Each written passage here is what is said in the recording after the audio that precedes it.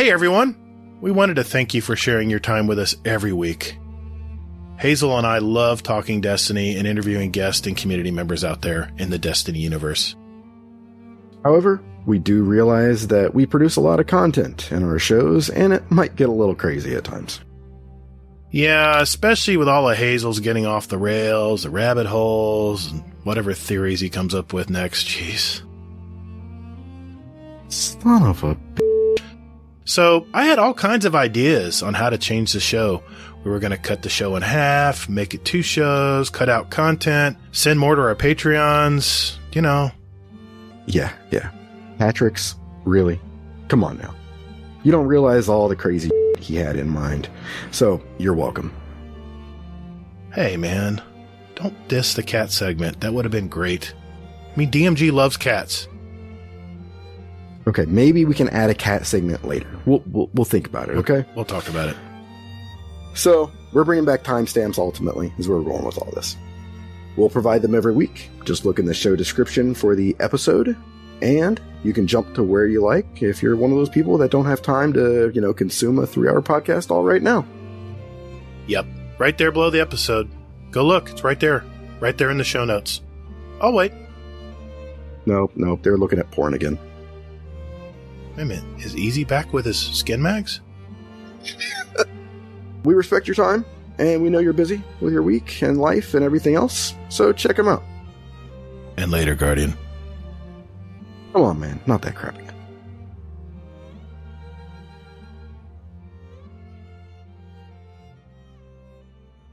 Dear listeners, some of us on the show might have been a little unfair to our Xbox fans out there on one of our fellow podcasters' podcast shows last night. Potato thumbs. And we here at GDC will not stand for any console wars or console/platform shaming. So, in that stead, Gatr has prepared a statement. I, Gatr, might have stated some questionable and unsavory words about my Xbox, Microsoft, or Xbox Game Pass subscription service. Regardless of my personal opinions, I've said hardware and services. I, Gatr, recant all statements regarding such ill will and hereforward will keep my opinions to myself. But I don't like Game Pass. I'll never use it, man. Unlikely, but anyway, just keep reading. Okay. As I was saying, Xbox is a wonderful gaming platform and is not trying to take over the gaming world, but enhance players' gaming experience. Also, Destiny Online is not a thing. There's no new engine, and the Collections tab will not have drop-down menus. I am a fool for thinking these silly things and will never speak of them again. Dude, I didn't write. Who wrote this? Did Laz write this? I'm not agreeing to saying all this. I'm not putting this in the show, dude. I'm sorry. Dude, come on. You read the script. That was the deal. Come on now. But what if I'm right, man? What if I'm right all along? What if all these things I said are going to come to pass? Well, then we'll deal with it then. But for now, you either, No, I'm no. You either read it or I'm going to go ahead. No. And I'm going to walk the free agent market for Come Destiny on, man. 2 podcast. Come on, don't be like that. Come on. I don't know, man. I don't know if I can agree to some of this stuff. We may have to rewrite this stuff. I don't know. It just free agent. I think I heard that Kingsley. Whoa. No. Guardian down.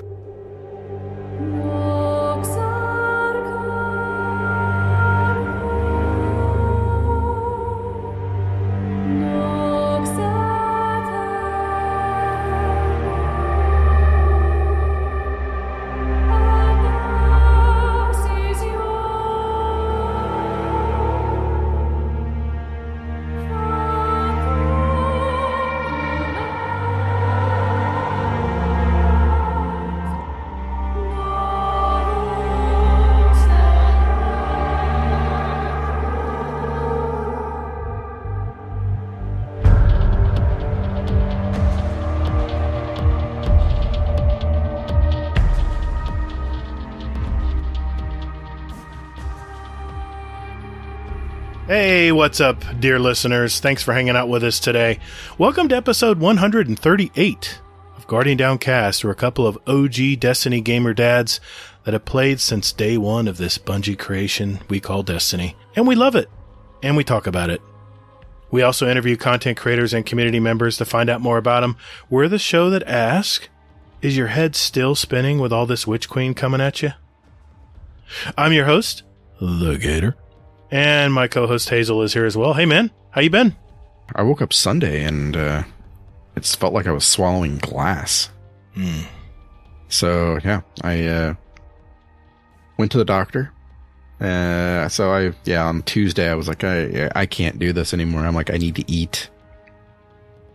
So Tuesday, I went to the doctor, and the doctor's like, yeah, or maybe it was Wednesday. Fuck, I don't know. I think it was Wednesday. So yeah, I went to the doctor, and the doctor's like, I don't know what's going on with you. But of course, I didn't get to go in and actually see the doctor because right of I don't know. The doctor's like, yeah, I don't know what's wrong with you. So just drink some soup and just have a good one. So I was like, all right, well, fuck this doctor going forward. So I went to a different doctor the next day because who knew soup wouldn't work? I mean, I'm sure it did something, but it took a little bit. Yeah. So I went to another doctor, and the doctor's like, okay, so this is what's going on. And she explained it to a T about how I was feeling and stuff like this. She's like, yeah, I've already seen this a couple times already. And she's like, just so you know, she's like, she counted it off, and she's like, yeah, today's probably gonna be the worst day that you've ever had. Wow. I was like, shit. She's like, so probably just want to stay home. And I'm like, no, I should work. I took yesterday off, and then just Thursday I was miserable. I was like, yeah, no, I slept for 14 hours. It was great. Yeah. So that's been pretty much my week, playing Destiny a little bit here and there. Got pretty much all my characters up to 1550. And yeah, what about you? Yeah, it's been a crummy week, actually. I have not gotten a lot of work done, man, the last couple of weeks. The first week, obviously, I mean, it's Destiny Christmas, right? Once a year. And this week it was just crummy weather, man. And my job is so reliant on weather. So, weather, 69 degrees, cloudy skies, Mr. Fudd. Just wanted to let you know. And, it's been, I can see your eyes rolling. It pains me every time I hear that. No, that's why I do it. It's been a not a good work week, but I've been busy, man. I've been doing on the Destiny 2 grind, I've been, it's husband and dad, work, and Destiny. That's my week. So yeah, that's what's been. Well, tonight we have another Gator and Hazel episode, and we have so much to cover. But let me ask you this, dear listeners. Now that Destiny 2 Witch Queen has come out for over 3 weeks now, is your head still spinning with all this massive expansion? If that's a yes, then keep listening, as Hazel and I are going to hopefully shed some light on a few things. It's going to be another busy show tonight. Here's what we have on tap. First, Hazel and I are going to catch up with our week in Destiny and also talk about our Day 1 raid experience. Next, now that the raid is opened up, there's so much information about the Destiny story and possible lore, so we might touch on that just a little bit. And then Hazel's going to go over the TWAB for this week, this third week of Season of the Risen. And before we go, we're going to answer some questions from our community and add our 2 songs to our award-winning Guardian Downcast show playlist.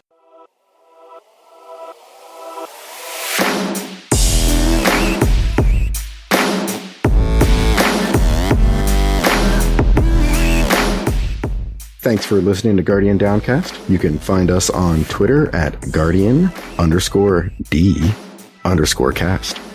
Or you can find us on our Instagram at Guardian_Down_cast and see what picks our weekly guests want to share with you. Or Gator, just visit our website at guardiandowncast.com for all the contact info and where else to find us.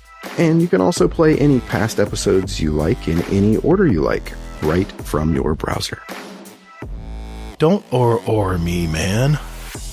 Hey, and while you're at it, follow our Guardian Downcast show playlist on Spotify and iTunes. We post those links in our show description every week. So check us out, and later, Guardian. Toddles. Hey, that's my line, man.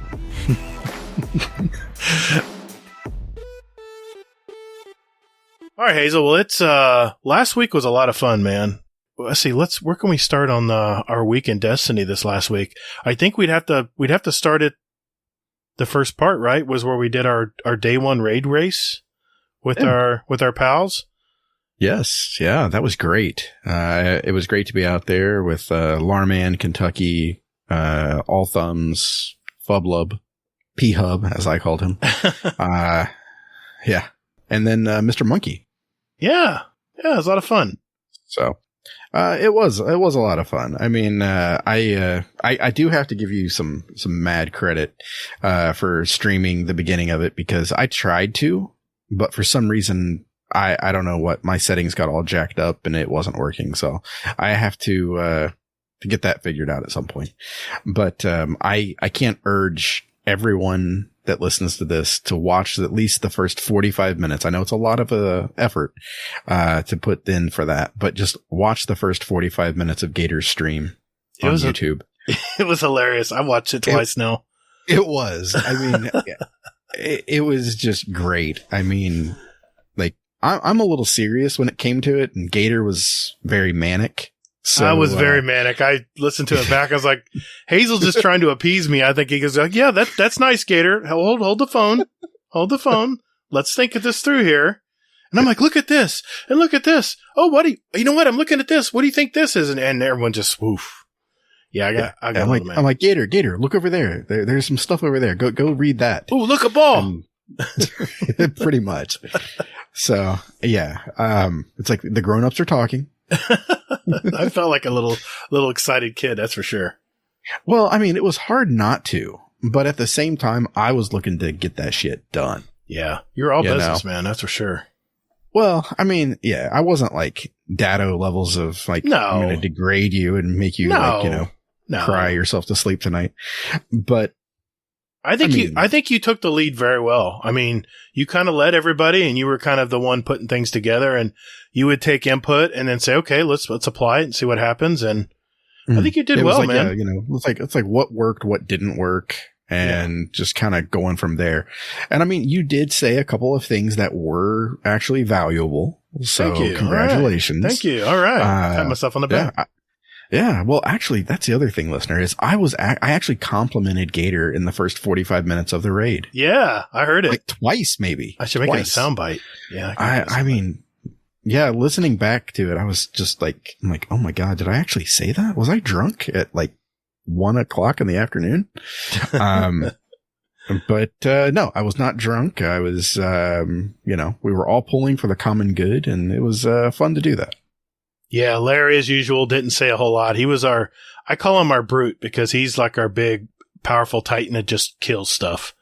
He's just like, he puts his head down and he just kills ads, man. Kill the ads. And no, I mean, he had input as well. I'm not saying he was mute, but he's usually our one that grinds the fastest and gets the power and power levels the highest, usually quick. And he was definitely our high power guy in there. And because he's sitting on like 4,000 bounties. Don't get into me with bounties now. He's a smart man.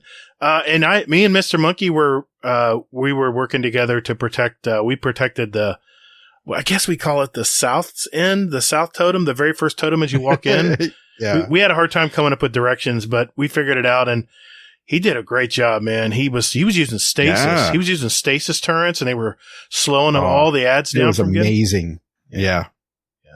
That's the thing I love about this raid, is that you can use anything in this raid. Stasis was completely and utterly like viable. Yeah. I mean, Void, of course.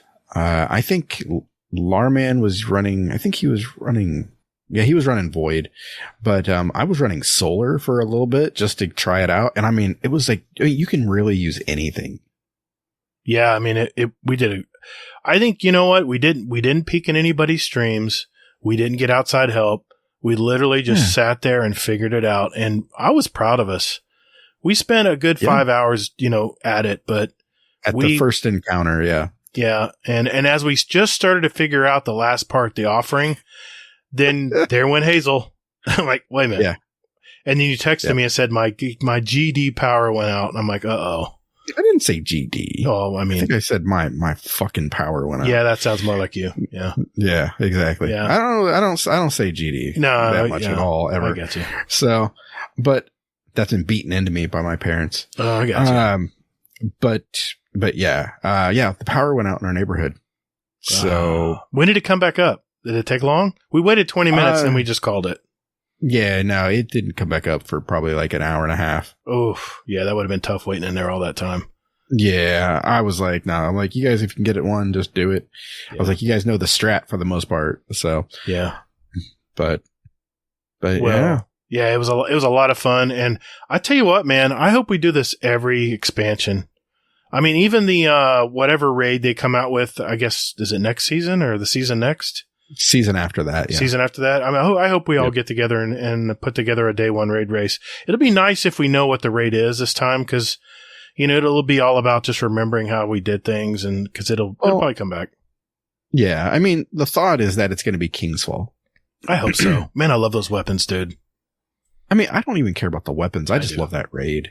That sniper and rifle. I really want that raid to come back because, I mean, I still remember everything about that raid. Isn't that the raid that Luke Smith cut his teeth on? No, that was Vogue. Was it Vogue? Okay. Yeah. Yeah, that was a great raid. And in Two Truths and Two Lies, they mentioned that he's coming back. Yeah, he might, what did it say? Oryx is not dead. Or Oryx will return. No, it said that he's coming back. He's coming back. He'll return. Yeah. Yeah. So it makes sense. It's like, there you go. You don't need to even put it under the Legends tab. You can actually, make some shit happen where it's like, hey, congratulations, season 18. Here's the Dreadnought. Right. And then I'd pass out from the amount of wood that I would have. Well, we got a question from Ed Grackle in our Discord, and he said, what are your top 3 Destiny 2 activities at the moment?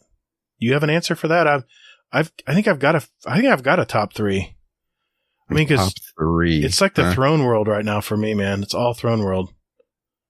Okay. I mean, the first thing, I'll say one, you say one. How about that? Yeah, that works. All right. The first one is probably one of my favorite things right now to do is the reflections, the weekly reflections in the Throne World. You go down a lost sector, and they randomize the lost sector. You got to go down. But there's a big symbol on the map where you go.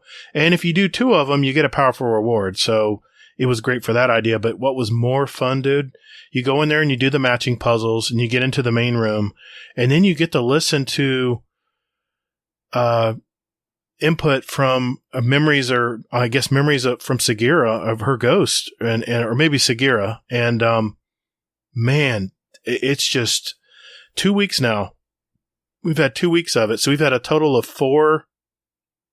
If I'm correct, I think we have 4 rotating storylines or statements that she makes. And we'll know next week if she has another one. But I think we topped them all because I just got all the triumphs done for that part of it. So, and she does the 2 truths and 2 lies. She'll mention 4 things. And you're like, all those could be true. And then she'll state stuff like this week, she said something to the fact that, and I put this on the YouTube channel. I ran them and played them back for people who didn't have time to run it this week. And I think she mentioned something about moving planets and how the planets disappeared and how the witness. Yeah, she mentioned that before. That we'll be able to do that too. That's what she said. That was one of the 2 truths and 2 lies last week. I remember. I mean, I really love that part of it. So number 3, that's my number 3. What's your number 3? Are we going like 3 and then 1 is our favorite thing that we were doing? Yeah, 3, 2, 1. Yeah, why not? Okay. Or you know what? No particular order. Let's just keep it that way. Well, shit, man. Sorry, I'm changing it up. However way you want to do it, man. You do it your way. I'll do it mine. Okay. So for me, I am going to have an order to it. Okay. So, my number 3 thing that I'm enjoying doing is leveling up weapons that I've crafted. Oh, yes.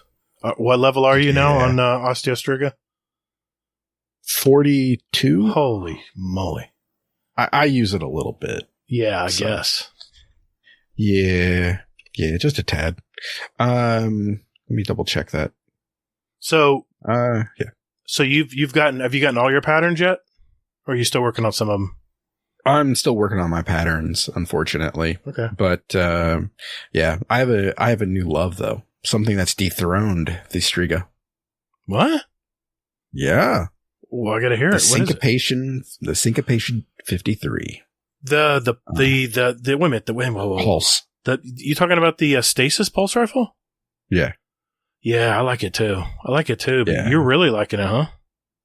Yeah, I've already got 906 kills on it. I love it in PvP. Okay. Let me go to PvP. I haven't tried PvP yet with it. Oh, it's a laser, man. So yeah, I'm level 18 on this, so I've got everything unlocked that I can, and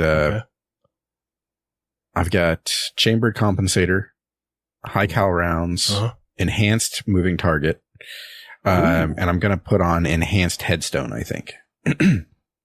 Okay. So yeah, what level are you on that gun? The syncopation? 18. Yeah. I am at level. Well, damn it! Come on. I'm looking at dim. Should have it on dim. I'm just not pulling it up. Weapon level 0%. That's all it says. I think I'm at level. I want to say 6 or 8, maybe 8, maybe level 8. Yeah. But I'm definitely. This is one rifle I would definitely want to rank up. Yeah. Well, here's the thing though. Okay. And I do have to throw this out there at this point, because if we're going to talk about like weapon crafting, that Bungie came out and they basically said that weapon crafting is an end game activity. Right. So it's like where we are right now is not quite end game activity to a degree, I would say. Because, you know, if fucking Rahul is selling these, you know, Ascendant alloy for 400 legendary shards. Right. I mean, a week, that is insane. Yeah, you're going to run out of shards pretty quick over time. Yeah. Yeah, exactly. It's not worth it. It's just not worth it. Well, there are other ways to get them. There is, but it's not a guarantee though. It's not, but it's RNG. I mean, it's still better than spending 400 shards. Now I know the weekly story mission, the higher level you play it, the better chance you have of having it dropped. I got a question. Is, can you farm it, or do you just get one a week? No, you farm it. So you can get them over and over again. You can farm it like a Ukrainian, tractor driver. Oh, don't get into that. No. Did you see the gypsy that had a tractor and was towing the Russian tank away? I thought that was hilarious. That's what I mean. Yeah. Yeah, that's what you meant. Okay. I kind of picked up on that. It's that's really good though. So you can farm the weekly missions over and over to get the Ascendant alloys. Yeah, I have 3 Ascendant alloy right now. Okay. So, all right, good to know. And I mean, but that's the thing though, is that a lot of people are like really up in arms about it because they're just thinking that the caps are too low on these things and everything else. But here's what I'm doing, is that I'm basically going ahead and I'm crafting shit. So, I mean, shit that I may not need, but I'm just kind of using my materials. So I'm not going to use a Palmyra. Apparently it's like the best rocket in the game though. It is. But I went ahead, I crafted it just to use my materials. So that way I can keep doing my red drops and things like that. So. Yeah. And I mean, it's just a thought just to use the stuff instead of hoarding it and being like, okay, well now now I'm sitting on a vault full of, all these red bordered guns and, waiting to use them. Yeah. Yeah. Because that's the thing I don't like is they have a 250 cap on all these, empowered materials, not the alloys. Now, let me ask you this. Alloys, the Ascendant alloys, you only need those on exotic weapons, correct? No. It's for enhanced traits too. Oh my God, dudes. That's going to be crazy. There's got to be a better way to get those. There's got to be. That's the weekly story mission, man. Yeah, but the other way is the Master Wellspring, but that's 1580 light, dude. That's not easy for a lot of people to farm. 1580? No. I think that's the highest thing in the land right now. I haven't even unlocked that shit yet. I've unlocked it, but I'm afraid to jump in it. Yeah, but that's because you Lisa's hoard yourself out running back and forth. Well, I got to do my bounties, man. I got to get my bounties done. No, that's not what I'm saying. I'm saying that you hoard yourself out by running back and forth between like the Deep Sight 3 thing. Oh yeah, those are fun. Yeah. I like the Deep Sight things. But so we're capped at 250 on the energetic materials, or the. Well, just the materials aside from neutral. Neutral, right. I think, is capped at 5,000, 6,000, 7,000, something like that. Yeah. And then how many Ascended alloys can you hold at one time? I don't know. Okay, so we haven't gotten enough of them.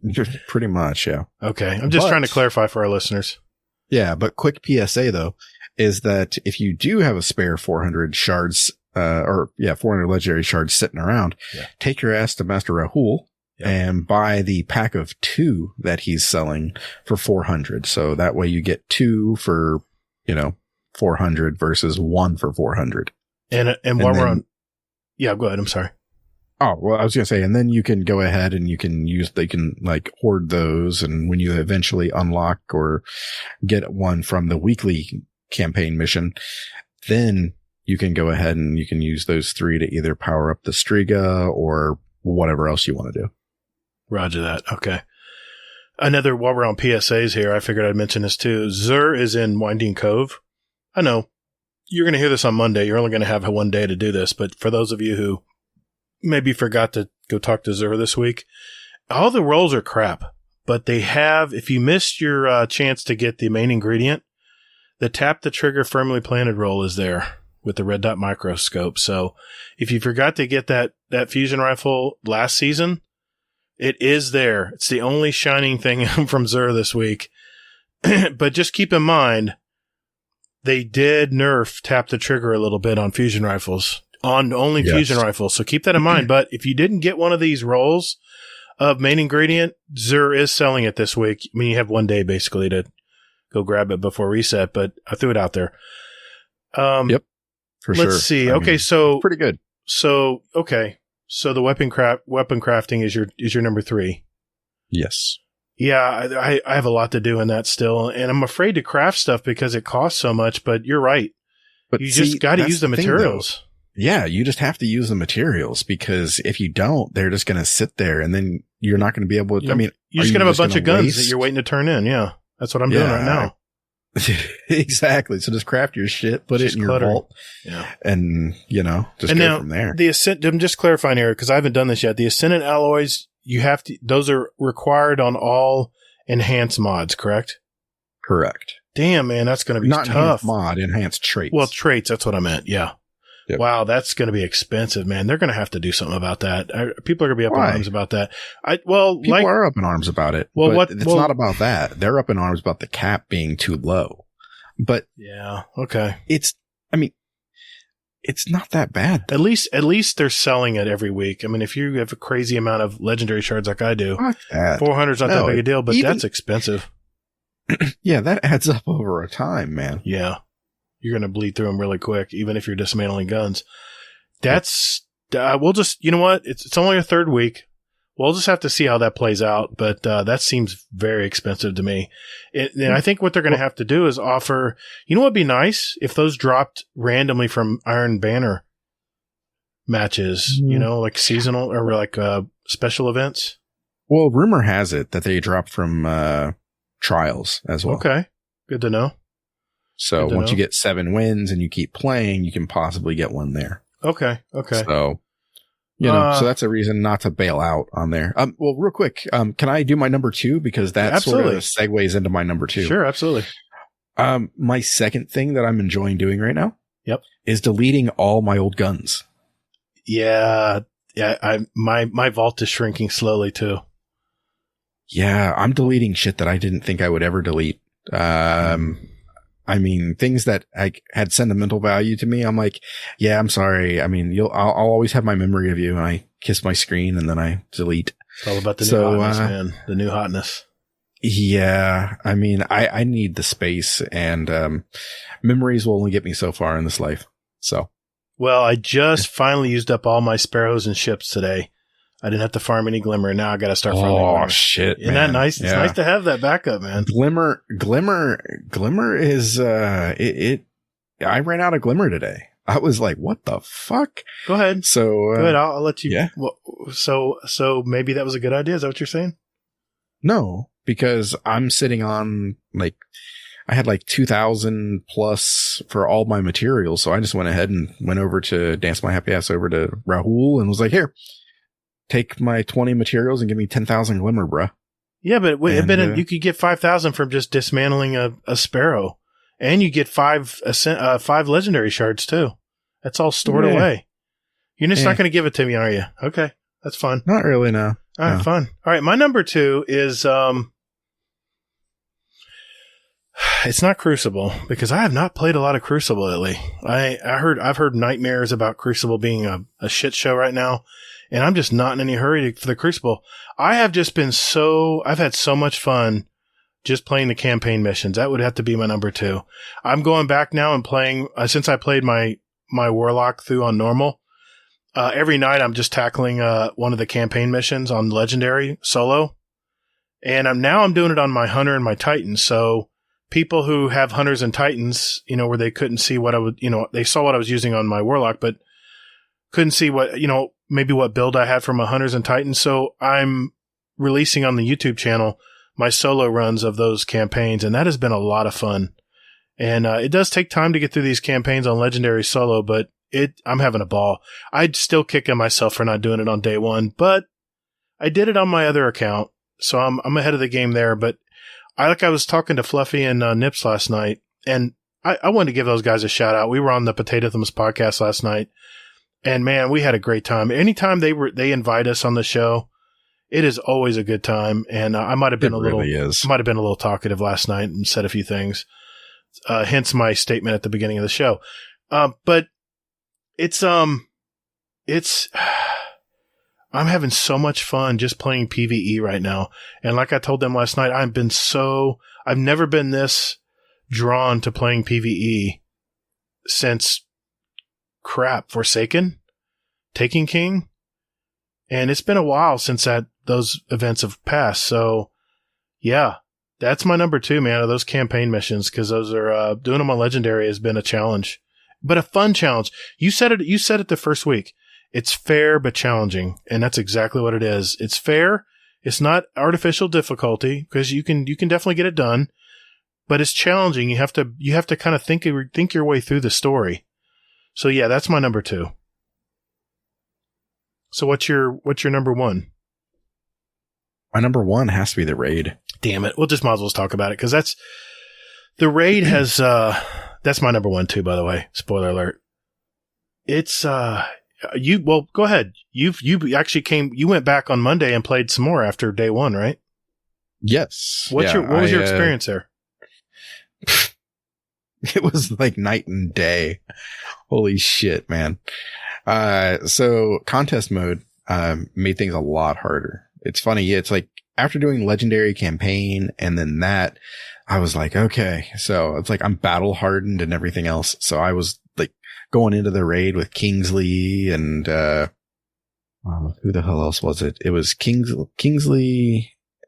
My Guardian Ninja. Guys? Yeah. Okay.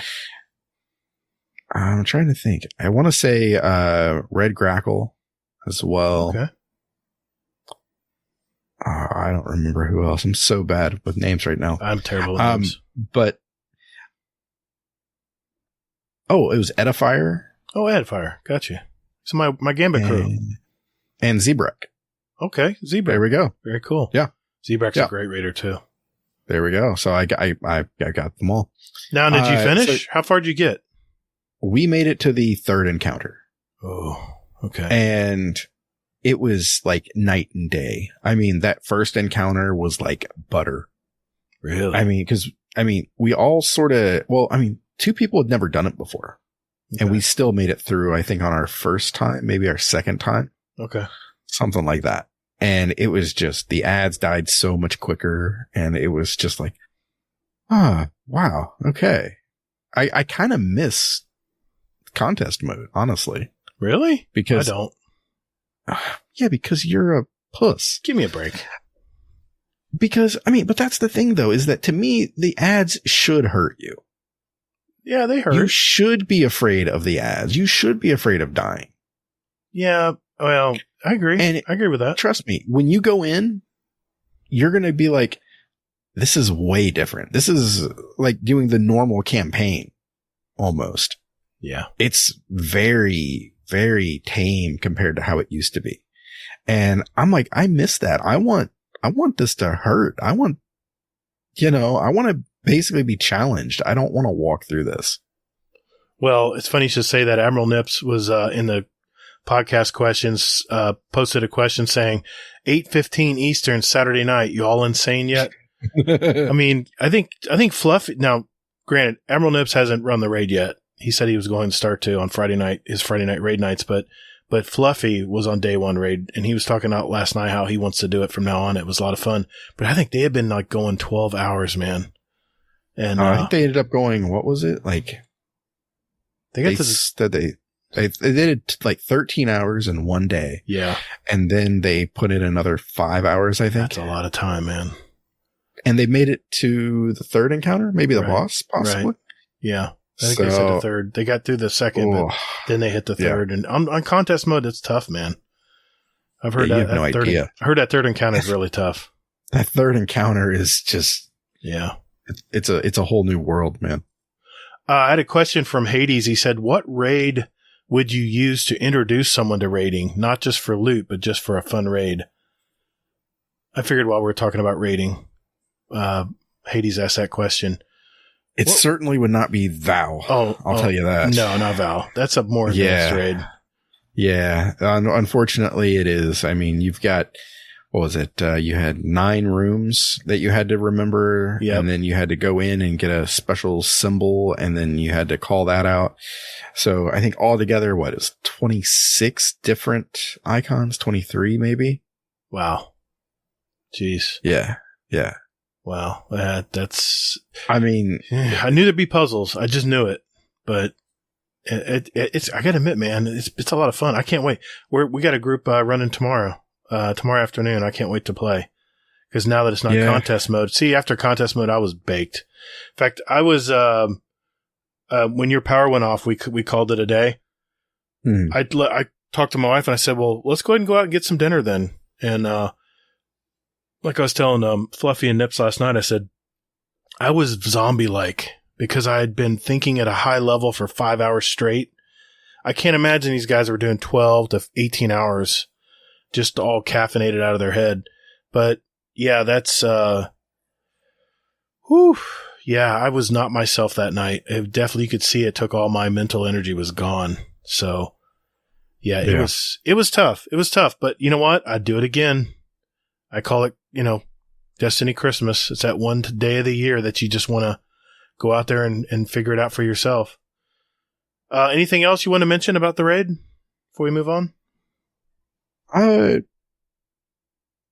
Bring back contest mode. An option for contest mode. Okay, I'm fine with option. Or make the ads harder. No, we can keep it. It's gonna be, I want to make it easy. It's not an easy raid. It's not an easy raid, man. Easy. Come on. I just want my loot. I'm gonna record that as a soundbite. It's so hard. Okay. Okay. While we're talking about while we're kind of on the subject of raiding and everything we're doing in the in Destiny, I figured we would give the folks some more tips and tricks. And I don't think we ever answered the question though, as to what for Hades, Oh, yeah, that's right. For me, I would say I like VOG, because VOG is everyone's run it before, and even if you didn't play Destiny 1, it's a fairly straightforward raid. There's not really any. I mean, there's some mechanics that take some practice to do. And I like Deepstone Crypt too. I think Deepstone Crypt is a good beginner raid as well. But VOG, just because people have prior knowledge of it, or at least an inkling of what it was, for me, I think VOG is a good teaching raid for people who've never raided before, like Uncle Scumdeth. We took him through. He was, his head was spinning, but still, he was, he might have been drunk too. But yeah, he had a great time. You know, he's never raided before. So what would be your answer to that? Well, I mean, I think VOG was a fine answer just because everybody's done VOG. You know, I mean, like, so if you're taking somebody new through it, it's easier to be like, hey, you know, VOG was the new hotness, you know, 6 months ago. Mm-hmm. So here, you know, we can definitely find people to do it. I think it's harder to probably find somebody to do Deep Stone, even though I think personally that Deep Stone is easier than VOG. I think they're pretty close. But, I don't know. I just because I have prior experience, that's the reason my answer is a little biased. But Deep Stone you've had VOG for 7 years, technically. Really, we have mostly 7 years. We've had a lot of practice playing VOG. Exactly. Vaulted Glass is what we're talking about. Yeah. So, yes. But Deep Stone Crypt would be a close second because it does have some encounters that, you know, some very much like Vaulted Glass. It has some encounters that require a little thinking and a little practice on the mechanics, especially for newer players. So it would be a close second for me, but Vaulted Glass would be my first. Okay, I figured before we moved on, you know, since we talked about tips and tricks on our last Gatr and Hazel show, I didn't know if you had any more tips and tricks, but I had a few more from my list. Was there any tips and tricks you wanted to throw out there for people who are just jumping back in and maybe have been playing Elden Ring and now are starting to play Destiny maybe? I mean, I think one of my tips would be don't be afraid, even though that Void is, you know, it got the rework and everything like that. Don't be afraid of trying the old subclasses and stasis even. Yeah. I mean, they are still very, very potent and still valid, and they are going to only get more potent and more valid after the next update. Right. Next season. I had a tip here, and thanks to Mr. Inept Old Fart in our Discord, because he had asked me about this, and I went ahead and tested it. The campaign mission checkpoints, you know, where you stab your little flag in to kind of saves your spot in the story if you decide to leave or whatever. And we thought maybe that would disappear at the weekly reset. No, I knew that wouldn't. Right. But yeah, I read the question wrong. No, it's okay. So right at Tuesday reset, I went ahead before the reset on Tuesday morning. I jumped in and went to first save point in one of the legendary stories, and it did not reset. So if you say you find a checkpoint in one of the campaign missions, and then you want to go play Elden Ring or something, and you forget and come back after reset has passed, and you're worried about losing your spot, it doesn't go away. It's there. It's saved. It's a permanent save point for you, at least as permanent as we think. So, yeah, that's one. Shitty if that went away, though. My God, it would be, wouldn't it? Yeah. So that's a tip. Anything else, Hazel? I would say pretty much like I said before. Don't be afraid of getting rid of those old weapons. Yeah. I mean, that's a scary thought for a lot of people, but I mean, space is a commodity, and you know, how many actual, you know, shotguns do you need that you know, that you don't use? Yeah. Like myself, I'm sitting on probably 20 to 30 shotguns in my vault. Do you know how often I use a shotgun? I hardly use one at all. Never. Maybe a slug in Crucible, but I don't use spread shotguns at all, man. So yeah, I mean, it's one of those things where I'm like, you know, why do I have these? I don't really need them. I've got my one that I have with trench barrel. I have another one with 1-2 punch. Mm-hmm. I mean, I've got one that's with snapshot. I think opening shot as well. Okay. So it's sort of like, okay, that's pretty much all I kind of need, I would say. And then we just kind of go from there. Okay. Another tip I have is once you get the Parasite exotic grenade launcher, equip it, carry it around with you in the throne world, and you will hear all kinds of lore from the worm inside it. And also you'll hear more lore and dialogue when you go into the preservation mission, in the raid areas. I don't want to spoil too much, but I'll let you guys discover that. But there's some areas you have to go and investigate, and he speaks up with the gun if you have it equipped in your hand. So carry that. If you want to learn a lot about the worms and all that stuff, carry it around the throne world with you and just turn your dialogue volume up. And it's pretty cool. It's pretty cool. I was hearing some of the stuff he was saying. It was pretty cool. Another tip, there is a kind of a new thrallway now. You know how they discontinued the old thrallway where you couldn't get credit on ranking weapons up and stuff. Well, there's a new thrallway now, and I got this from on YouTube. Someone had posted it, and if you load into the preservation mission, the very first part of that mission where there's a projection of Savathun flying around shooting at you, as long as you don't kill that projection, the enemies continue to spawn in all the time. As you kill them, they'll just keep spawning in. It's an unlimited spawn area. So that's kind of the new thrallway. Now, granted, you're going to be in the open world, so people might be in there to bug you. But no, that's not open. Oh, that's right. Preservation's a single mission. That's right. So yeah, perfect. Even better. So if you go to that very first part of the preservation mission, if you're trying to rank guns up quickly, where you don't have to run around and find enemies, they'll come to you. Just don't kill the Savathun projection, and you can just sit there and just kill stuff. You have another one, Hazel? I've got a couple more here. No, I don't. Okay. All throughout the throne world, there's these little collectibles defined called lunar moths.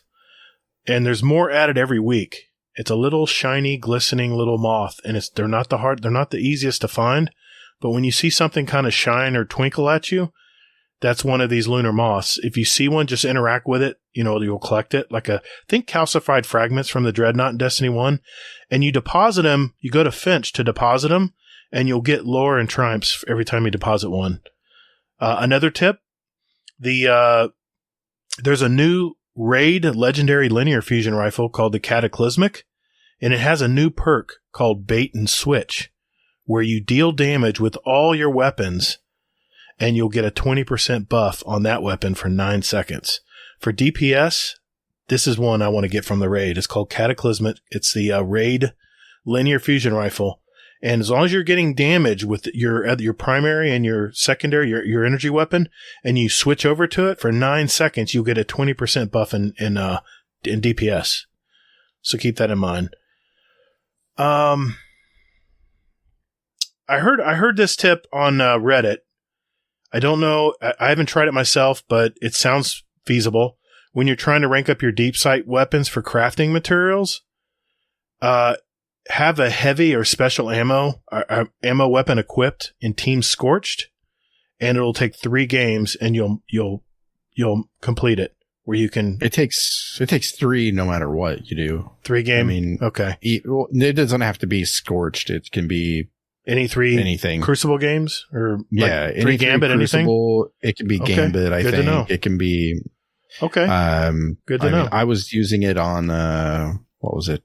I was going to say Blind Well, but it's not Blind Well. It's... I know what you're talking about. The is that last season thing still going on?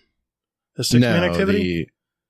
The other one Wellspring? that was out there. Yeah, Wellspring. So I think he said he got 38% completion per game. So, okay. So all you have to do is run 3 games of those extra activities. And that way you don't have to worry about getting the kills. That's basically it. Okay. Yeah, that's basically it right there. Good to know. Just, Okay. Another tip I found this the hard way. If you're running the Battleground PsyOps missions and you want to focus the PsyOps weapons, you're going to pay double the amount of the Risen Umbral Energy to focus them versus the high stat armor. You get about 2 of these Risen Umbral Energies per Battlegrounds encounter. So if you want to focus and try to farm these new weapons from PsyOps, you better save up on your Risen Umbral Energies if you like, say, if you want to go for God rolls, because it takes double the amount versus the read the fine print. I found out the hard way. I used them all up in like no time. So let's see. I think that's all the tips I have. The Vox Obscura, the new exotic grenade launcher, the Waveframe one, shoots 3 waves. It's now offering the Catalyst, but you have to run the Master Vox Obscura mission. That's a bitch. Dead Messenger. Yeah. So, yeah. So, there's a new legendary glaive in the raid called Lubra's Ruin. So it's similar to Lubre. Yeah, that's based. Ruin. It's based off of the boss. Yeah, and well, real quick about the glaives and the exotic glaives. Mm-hmm. So with the exotic glaives, just be aware that you do have to do them like per character. So that means you have to do the investigation board all over again for each character. Else. Right. Yes. Yep. That's right. Oh, God. That means you have to craft the weapons again as well. Again? Yep. That means you got to find the... you may not need to find the schematics for them, I hope. You might just have to just craft them. If you've already opened all the... if you've gotten the patterns for those 2 weapons, it's the grenade launcher and the auto rifle, I believe. I can't remember the name of them. And also, like, all of the other ones, too. The, what was it? The Imminent... something or another. I don't have my thing pulled up. I can't tell you. Yeah, because there's 3 you have to do originally. Right. Okay. And those are the 3 that, I mean, sure, are just, I mean, they're relatively easy to do. But okay. You still have to do them on all 3 characters, unfortunately. That's going to be tough. Okay. Yeah. Do you know where I learned that? How'd you learn that? Fucking Paul Tassi. He's like, so how do I get the other ones? And then he's like, don't tell me that I have to do this again. Yep. Oh shit. Oh, that sucks. He wasn't happy, and I kind of laughed. Oh well. Anything else? Tips and tricks, Rise? I'm trying to think. That's everything I had for this week. As I hear more, I'll try to add them in the future shows. But I was just scouring Reddit and YouTube, and that's some interesting things that came up on my end, at least. Anything else, Hazel? No, not really. Just to enjoy the game. I had this decision paralysis because there was just so much to do, and I just didn't know what else to do. So I was like, I still haven't done any of the whatchamacallit stuff, like the seasonal stuff. Oh, the battlegrounds, the PsyOps missions. Yeah. Oh, they're really good, man. Have you ever done any of the steps? Oh, I've the dialogue. I've done like the first one, okay, just to do the Vox Obscura stuff because Zebrack's like, hey, I'll help you with it. I was like, I guess. I mean, But did you hear the Saladin cutscene? No, I'm not. Oh God, dude, it's the longest cutscene I've heard so far. I don't want to spoil it, but it's really good. The seasonal stuff is just as good, man. It did a really good job. Really good job. Yeah. Saladin shares a story that you'll never forget. I've heard it. Okay. So. All right. Well, then it's that time of the week. It's time for This Week at Bungie.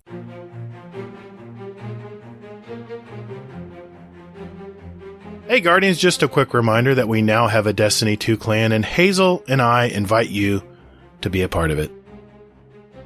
If you're looking to find a clan, that would be a great time to jump in and get to know some of these great gamers that you've heard on here. We're not hardcore or anything, so you don't have to worry about that. Enjoying what time you have for Destiny is all we ask. So, if you're looking for our clan out there, we have a permanent link in our Discord under the channel GDC Destiny 2 Clan, where you can find a link. Otherwise, look for Guardian Downcast Pod, and the link will be in the show notes of this podcast. Yeah, right below you there. So join us. So we do ask that you do join our Discord first, so that way we can communicate clan information and other stuff more easily. And besides that, you can lurk all you like. And later, Guardian. Hey man, that's my line. All right, third week of Season of the Risen. Hazel, what's going on in the TWAB this week, man? All right, so let me go ahead and stop putting to use one of your tips that you gave me and hop out of the preservation mission. What? Not that I'm... What? Nothing. Huh? What? Nothing. What's going on? Nothing. No, you're good. Yeah. Okay. Yeah. All right. So, yeah. Sorry. Red weapon grind. Hey, it's easier than doing a GM. At least you're not doing a GM. Yeah, that's true. Yeah, exactly. Okay. April 5th. We'll see how that goes. Oh, boy. So, I'll put it in the calendar. all right. Yeah.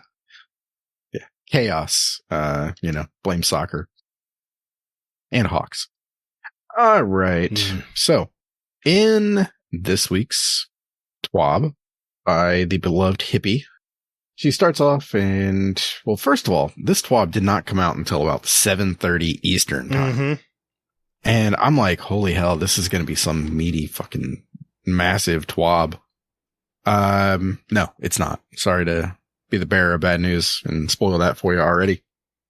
But, they talk about Trials and Iron Banner.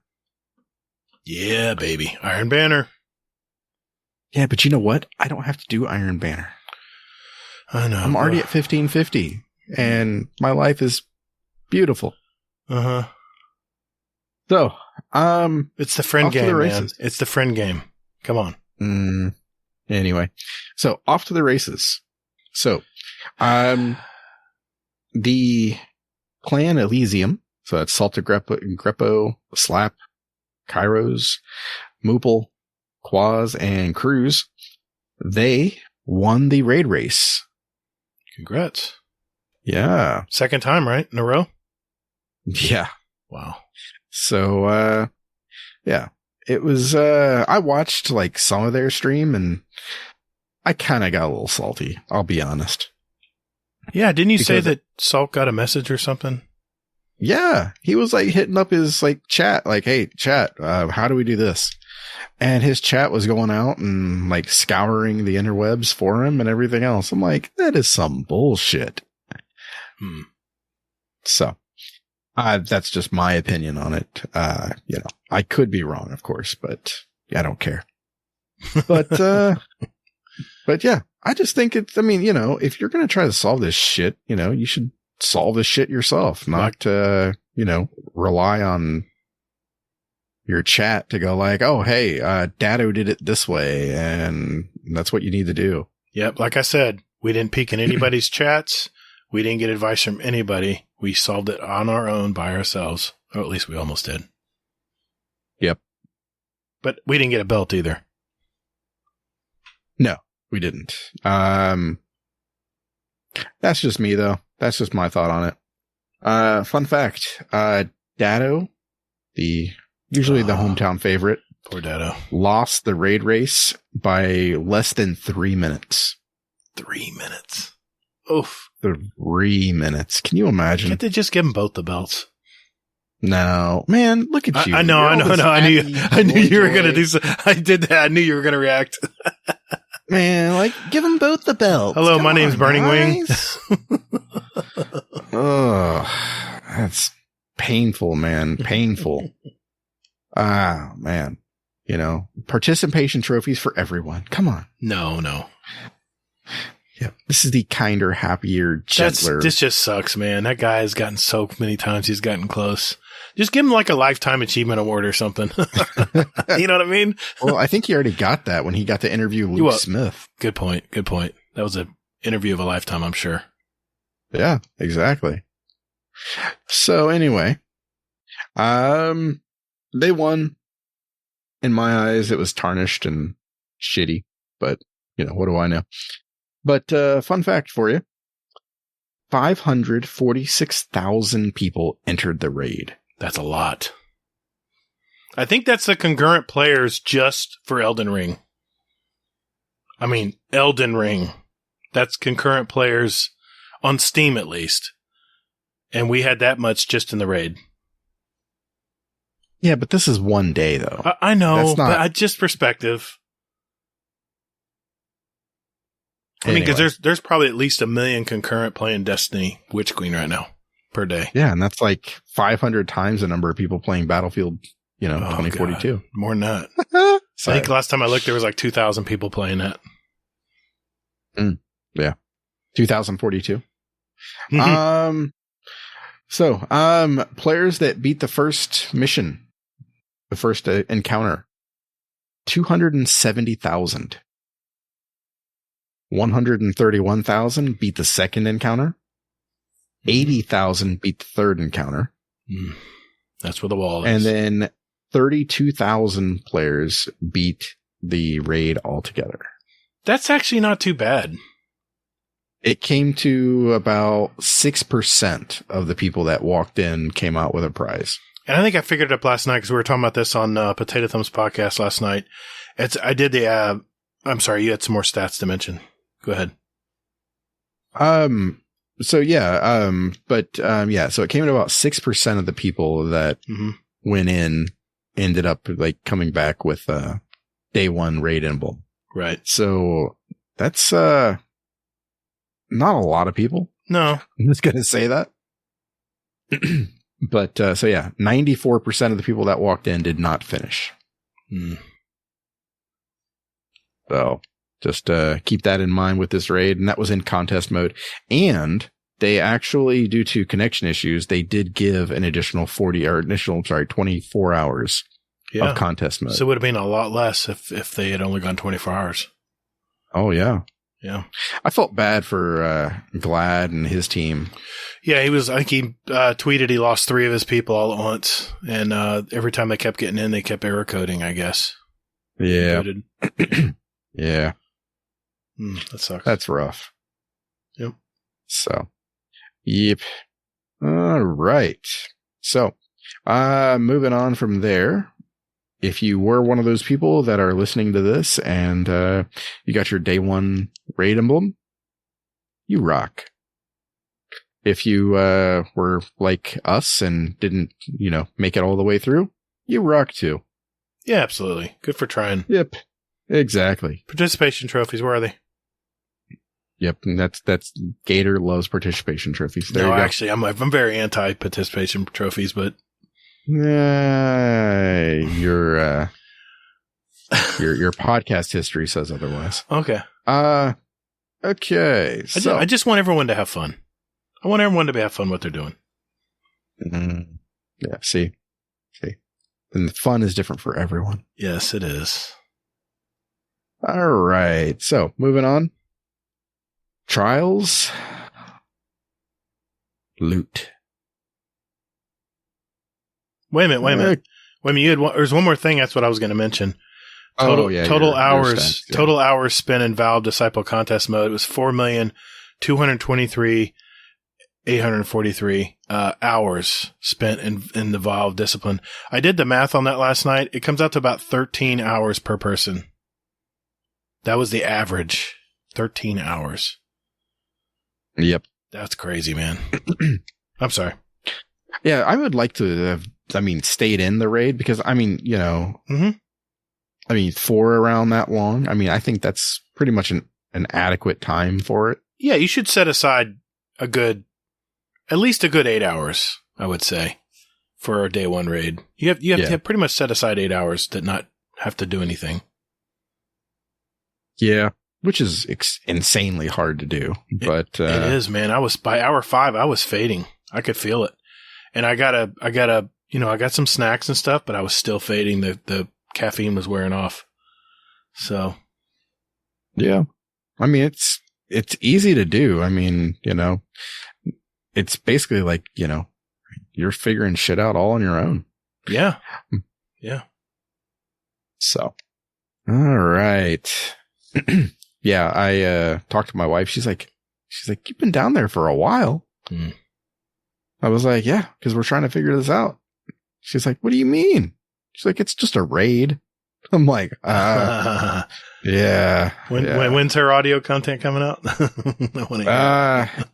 Well, I'm waiting until I can, staple her ass to a seat so she can play again. I got you. So I'm like, once I get that, then I can go ahead and release the first one. So nice. Okay. Yep. So she's not really liking the controls. That's the easiest way I can say that. And I'm like, no, well, it's because you got to practice more. Get good, scrub. Don't tell her I said that. I want to be on good terms. But if you don't play first-person shooters, high hand coordination, it's going to take a while to get that back. Yeah, exactly. So that's where that stands. Mm-hmm. And back to the TWAB. So here we are. Okay. All is fair in trials and loot. So with this, trials FYI returned this week in case you didn't notice. And all 6 weapons in the upcoming trials pool will have the Alacrity and One Quiet Moment origin traits.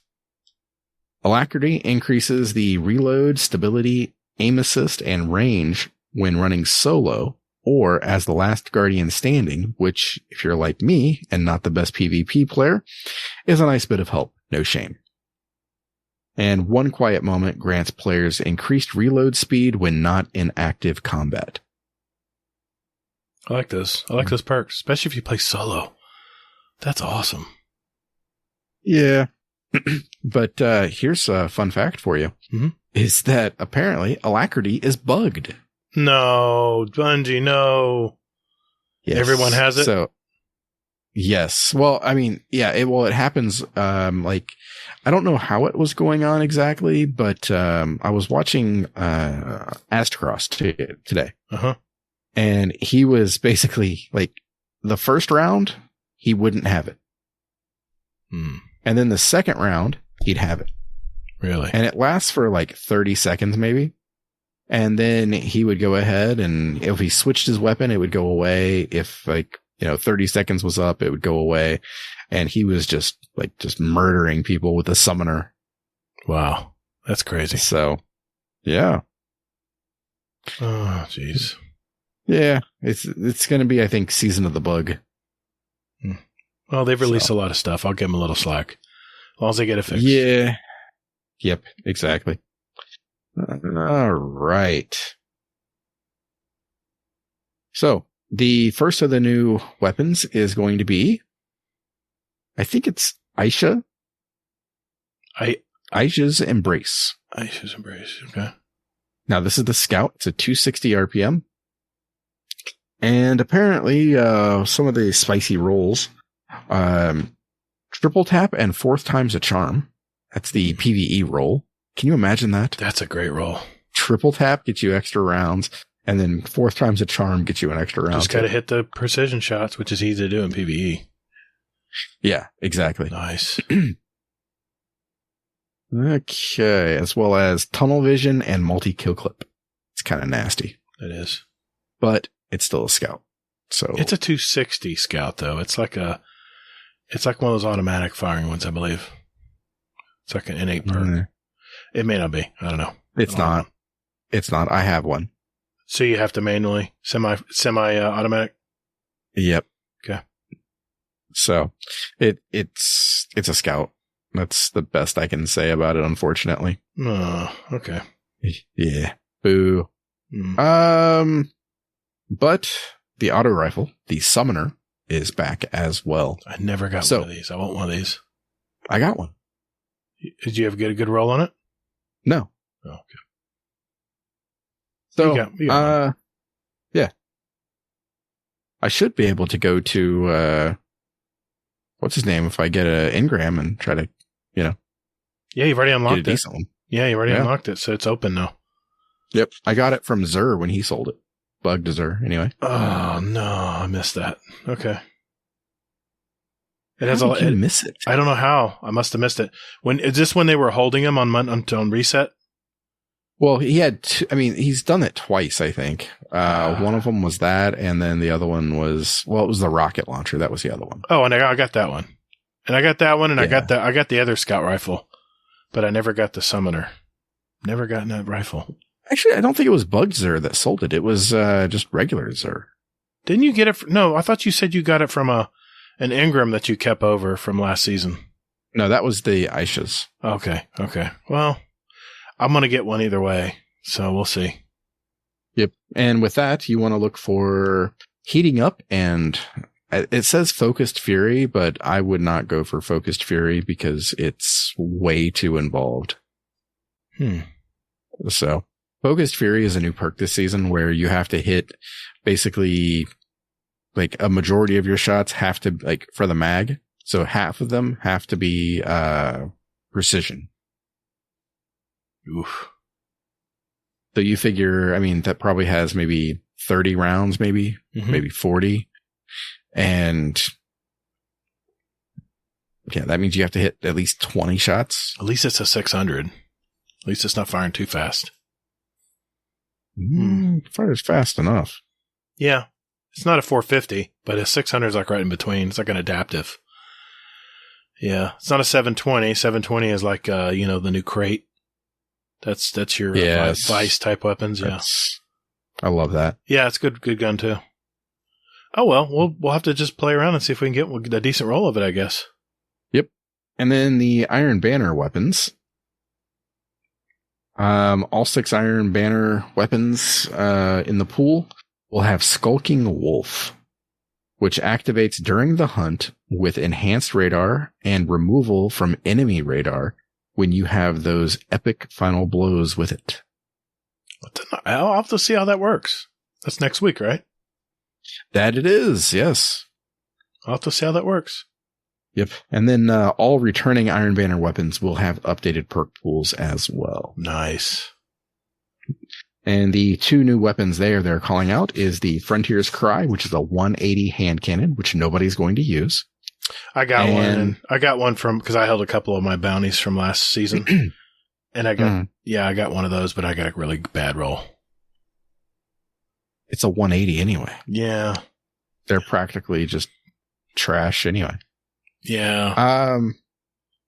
So yes. And then the other is the Razor's Edge. This is a vortex sword. So basically think of falling guillotine, things like that. And then, put that in Iron Banner. And they say here that, has cool things with it like Wellspring or Unrelenting with chain reaction. So again, that sounds like a PvE. I did get one too, because from a bounty, and I got Unrelenting, but not with chain reaction. I'd love to see that work. That's like a really good PvE. That is for ad control. Oh yeah. Yeah. You're getting health and you're getting, electrocution everywhere. Yeah. Yep. It's going to fan out into other ads and that kind of thing. Might see that popping up in raids.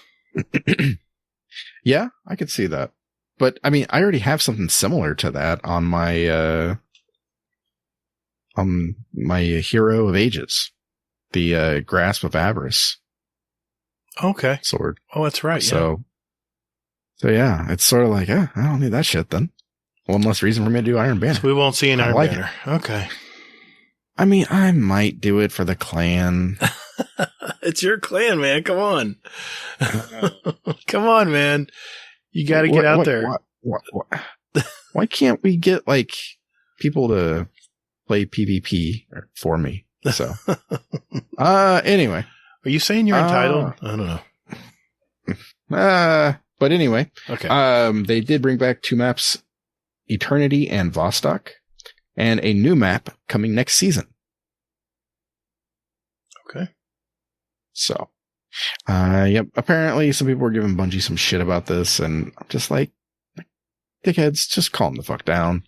It's like, you've gone this long without a new map. Just fucking suck it up. Like you can wait a couple months. Yeah, but you have to admit though, man, Crucible got nothing. What? They got nothing. So quit your bitching. They got a couple new weapons. I mean, in the pool, but that's about it. They got a lot of new weapons. Yeah. Well, we'll see.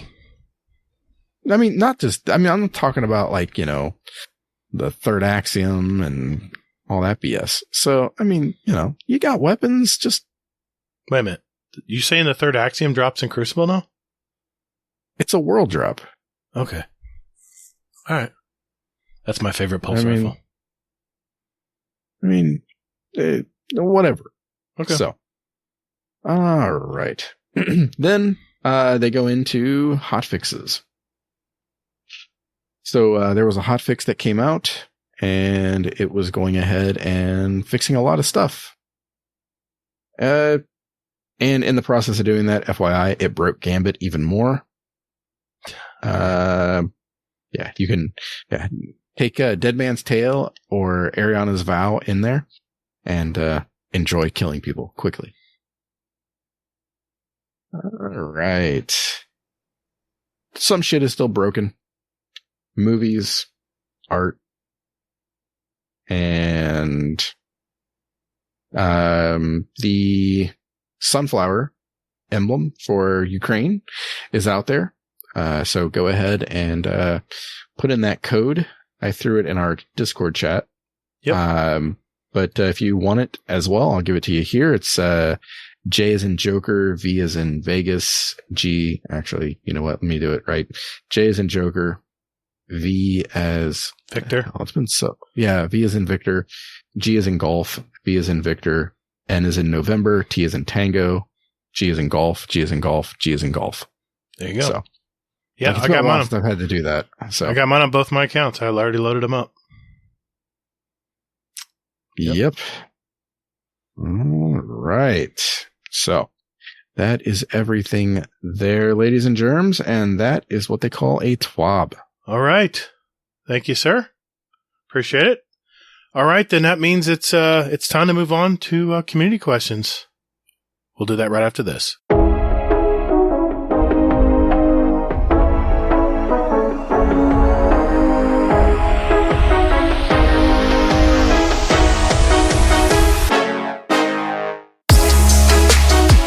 Hey, Guardians. Would you like to send a question for the show to us? There are 4 ways to do it. You can join our Discord server. There's a join link in our show notes. We have some great gamers in there, and you can just lurk and hang out, or jump right in and talk with us. There's also a channel labeled Podcast Questions where you can type in your question for the show. You can also email us at guardiandowncast@gmail.com, or we occasionally tweet about our upcoming show and guest, and you can respond there with your question. At Guardian_D_cast is our Twitter handle. Finally, you can send us a voicemail with your questions at speakpipe.com/guardiandowncast, all one word, and we'll play it on the show. Thanks for all you guys and gals do for our show. It really is great. And Toddles. And later, Guardian. Hey, man, that's my line.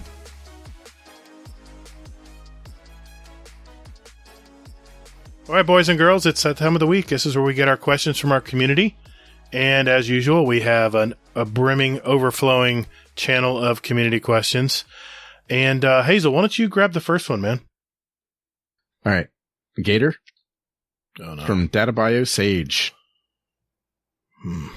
Favorite Pokemon? And why does Digimon suck?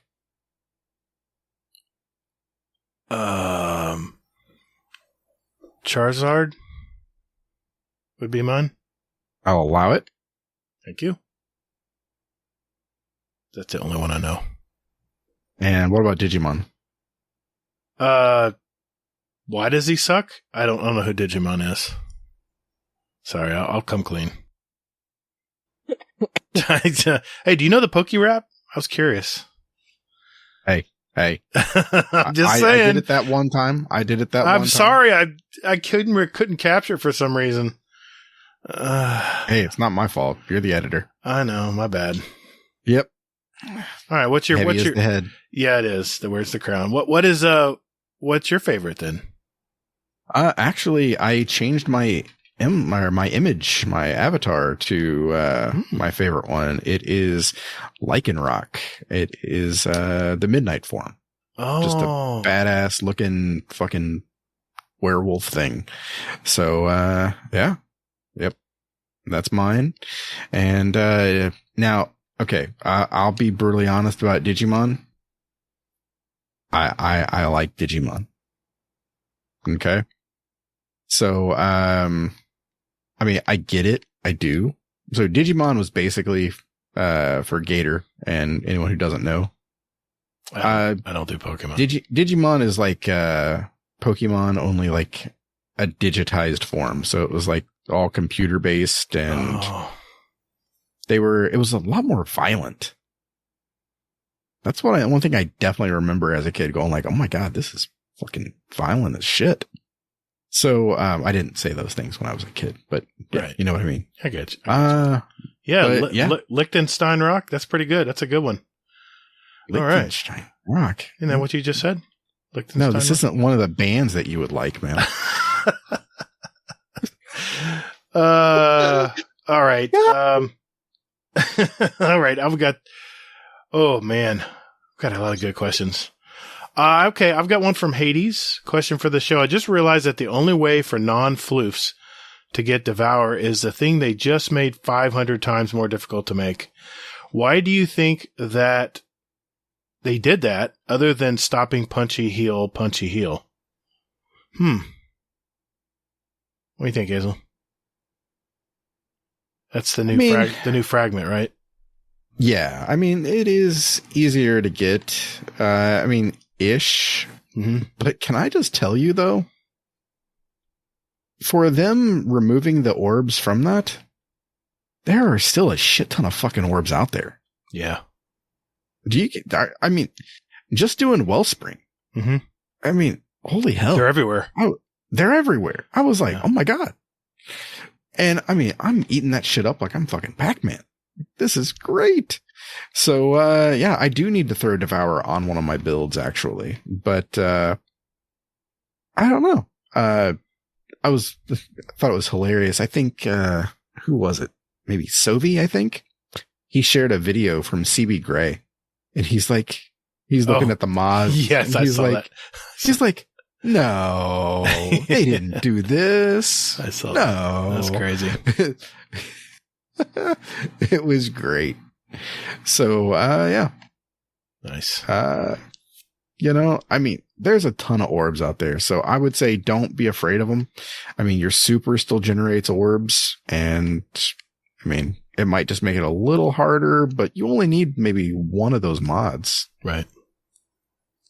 Or you can always, grind artifice armor and then maybe have, the ability to put in 2 somewhere.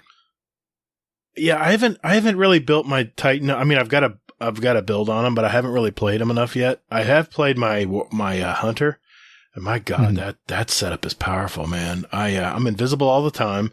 I'm getting Devour, and I'm of course lighting everybody up with volatile rounds. I'm telling you, Hunters and PvE are very powerful right now. Yeah. They're impressive. Just wait until you finish the campaign on it. Yeah. And you get to pick your, exotic. Yeah. And don't pick the Arc one. Don't pick the Arc one. Okay. If you pick the Arc one, I will. Wait, okay. So tell me which one. Fun of you. Which one do I need to pick? You want to call? Let me pause. Let me go invis and take a look and see here. Preservation mission. Yeah. You want the Renewal Grasps. Renewal Grasp. Okay, and is that a Void one for Void subclass?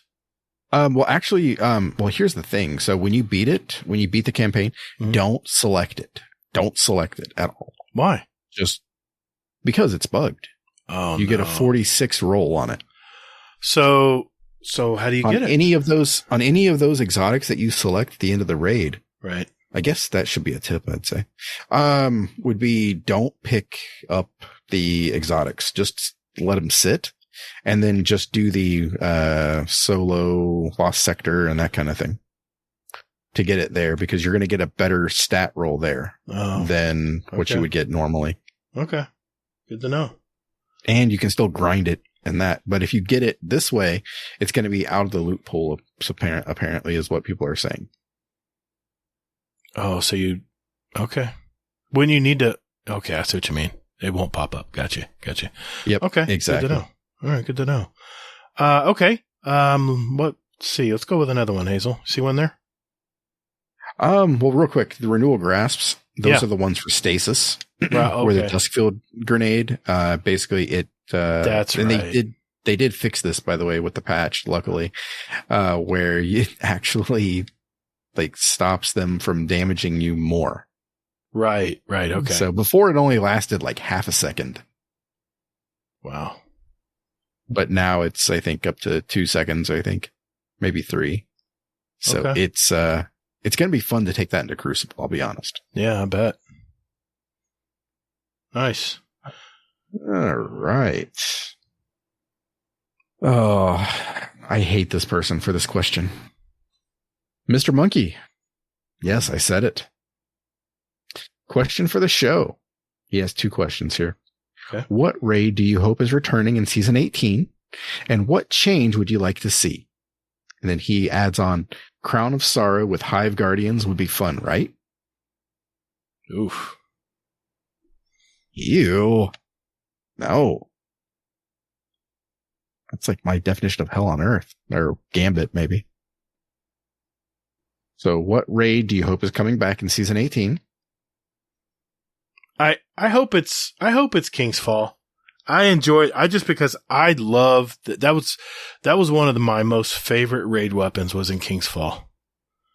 The husky hive material all over them, but they just felt so crisp.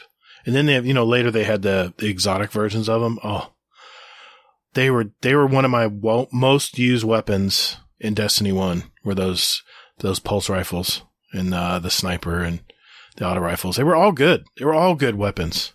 That machine gun was the one that I used. Oh, for everything. yes. I forgot. Yes. Oh, they were all the weapons kicked ass. I loved them all. I hope that comes back. I hope the armor comes back. Mm-hmm. The armor looked good too. Yeah. You almost think it will with the hive theme, but who knows? That's two seasons away. Ooh. What's yours? Imagine if they brought it back with the like the ornaments from the Rise of Iron stuff. Oh, those are so Then nice. they could use that to segue into bringing back ornaments again. Right. Like for armor and all that sexiness. So anyway, and what change would you like to see to King's Fall? The dick wall. Those are want it gone? I don't You want a know. bigger dick? Maybe just a different mechanic, because we all know the way to go now. Maybe change up the route or something. Maybe there's a new route to go. That was that they'll do that. It was so much. That was the most fun I had, was watching people get kicked off the dick wall. Yeah, Oh, especially how it had that little Tolan orb out there. Yeah. And people would just go like, you'd be like, yeah, just go out there. Yeah. The noob would go like, oh, I got this, and it's like, oh, well, look at you, bye, deuces. Yeah. We gotta haze a couple of the new guys if this raid comes back. That'd be great. Yep. So, what about you? What kind of what would you want them to change? Well, I mean, I know that Sin would like to see Wrath of the Machine come back, and that, I mean, it's not my favorite raid. Those weapons were good too. They had they had the double perks. Yeah, and they also had the innate ability where they did more damage to the Fallen. Well, they all had that in D1. Yeah. So, I mean, like, if you got weapons from Crota, they were good against Hive. That's right. If you got, yeah. So, Yeah. I mean, that'd be nice if they brought that back. Just a little bonus. Shit, man. Yeah, especially in Gambit. Well, not Give now. Not now in Gambit, but future Gambit. Jesus, man. You and your Gambit. But, I mean, I'd like to see... That would be my change. I'd like to see them... I mean, I'd like to see it be... I've already said King's Fall, but yeah. I think Wrath would be a fun one, too. It'd be quick. That's the thing I like about Wrath. That was my second choice, was Wrath, because I like Wrath. I enjoyed that one. The armor was fun. Yeah. I'd like to see him bring back Leviathan. That'd be fun. And then the change would be, I'd like to see him bring back the armor where it gave you the buff for against whoever you're fighting. Yeah, I like that. I like that too. Got a couple quick ones here we can just knock out really quick. First one from Uncle Scumdeth. Can you touch your toes? Mr. Scumdeth, I can touch my palms with my toes. I don't need my fingertips. I can do it with my palms. I'm very flexible when it comes to touching my toes. I'm always stretching my lower back. That's hot. Yeah, I know. But what about you? You touch your toes? Yeah, for sure. Yeah. Hands down. Yeah, I figured it was a maniac. Yeah, I figured it was an easy question. And I had one from Laz. It was pinned, actually. Let me grab it real quick. It was a quick answer. Sweet or hot Italian sausage? No, not that one. Oh, well, let's answer that one too, because yeah, sweet or hot Italian sausage. Yeah. Sweet. I know Gator's answer. Sweet. Yeah, exactly. Sweet. Exactly. I like sweet. Ugh. What? I know you like peppers. You know, you were eating raw peppers last night. I get it. Man. I get it. I want cauliflower. But peppers don't have to be, like jalapenos and stuff. I'm talking like bell peppers, man. Well, bell peppers are okay. They're not too crazy. Yeah, it's not like cauliflower. It's like the lamest of the lame when it comes to... What do you mean? It tastes awesome with the fondue cheese, man. Come on. No, but... And you said broccoli for just... Well, I just couldn't think of any. I couldn't think of a raw vegetable, so I was like, well, the cousin of cauliflower is broccoli. Cauliflower really has no taste, but broccoli definitely has a little taste to it. So, and I just, you know what? I just despise carrots. I cannot eat a carrot. Even cooked, I don't like them. So that's the reason why. I know everyone last night went to carrots pretty quick, but I just cannot stand carrots. So I had to think of something else. I podcast with you. Dude, sweet. Got to go with sweet, man. Sorry. No, it's hot Italian sausage for the win. Jeez. Well, while we're talking with Laz here, he has a question for the show. With the recent weapon trailer drop for Witch Queen, we're talking in past tense here. Why do you think they didn't introduce an exotic that doubles your XP gain from turning in bounties? I don't know, Laz. I don't know. Next question. Because they actually did a poll and they interviewed me. And I said, you told hell them, no. Get that stuff away from me. Exactly. I'm like, yeah, we don't need that. All right. Here's this game. Here's my real questions. Here we go. This is from Golden God. Question for the show. Of all the weapons in Destiny, which one do you have the most kills on? Mine is the Whispering Slab at 12,000 kills. This is an easy answer for me, but I want to see what you say. Hell. I need to look it up again. I don't remember what mine was. Well, mine was, of course, the Telesto. I have 40,000 plus kills on it. I love that gun. I know it breaks Destiny, but don't ever get rid of that fusion rifle. It's so good for PvE and PvP. I don't really use it for PvP much anymore because there's other options out there that are better or just as good. You don't have to use your exotic slot, but in PvE, it is amazing. And now I haven't tried it yet, but with the new Void 3.0, I cannot wait to see how quickly I can remove ads with this gun because it is Void. So yeah, 40 something thousand. Give or take, it's well into the 40,000s now. The kills. That's PvE and PvE. PvE and PvP. All right, Hazel, did you find out what yours is? Yep, I did. So mine is what I thought it was. The origin story with 11,594. It's a 600 auto rifle, right? Yep.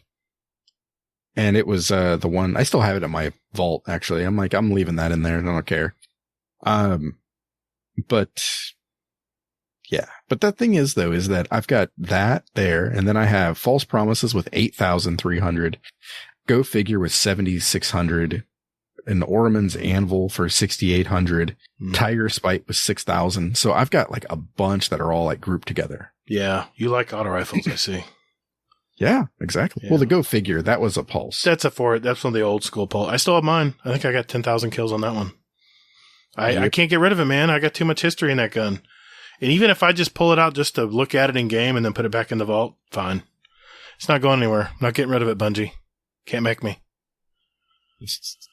Even though it's, been power capped, it's sunset. I don't care. I'm not getting rid of it. You can still use it in raids. Sure. No, you can't. Yeah, you can. In raids?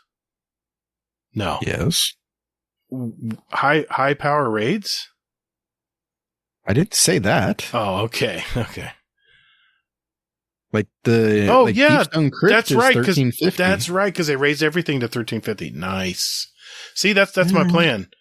It'll be, when we're at 20,000. That's my plan that I just told you about. Yeah. Okay. Fine. Good idea, Hazel. Because it's Garden of Salvation too is 1350. Yeah, that's a great idea. Damn. Okay. Give me a chance to use that again. Yep. There we go. So all of the old ones. I don't know about Vogue. Yep, Vogue 1352. Damn. Wow. That's wow. They moved Prophecy to the Legends. Yeah. You don't get any. I did not know that. You don't get anything from it anymore. No, no exotic.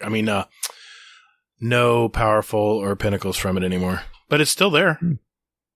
Well, before it was in the tower, but now it's under Prophecy, or it's under Legends, so legacy content. Yeah, I noticed that when the new DLC came out. I was like, oh, it's not there anymore. Okay. Yeah, I didn't click there. I forgot about Prophecy, actually, until I just saw that. Yeah. So. Well, let's see. One more each? Sure. Okay. Okay, and since we're in the pinned questions, go us. Yeah.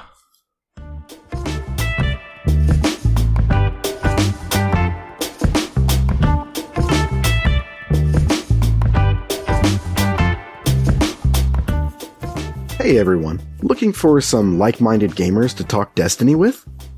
Or maybe just a place to de-stress and talk with others about life for a bit. Or maybe just a place to discuss the latest movies, TV shows, new music out there? What about the channels with New Year's resolutions or other goals and a fitness section? Well, you're also forgetting about channels with our links to our clan, SpeakPipe, show music playlists, or even where to get a show t-shirt, mousepad, coffee mug. Wow, you're not just a Destiny shill, you're a Guardian Down cast shill. Man, you're forgetting about the Podcast Questions channel, where listeners can put in their questions for the show. And show feedback channel, where listeners can talk about past podcasts, and... Just stop. Hasn't this shameless plug gone on long enough? I'm going to put a stop to it right now. Hey everyone, just look for the GDC Discord community link in our weekly show notes wherever you get your podcast out there, or just visit GuardianDowncast.com, where there's an invite link you can use anytime. And later, Guardian. Just stop it, man. What? Just lay off the caffeine. That's not a problem. It's alcohol.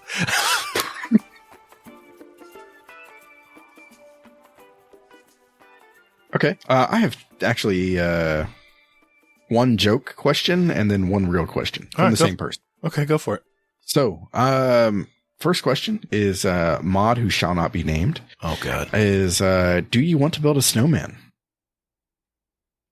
What snow again? Yes, Burning Wing.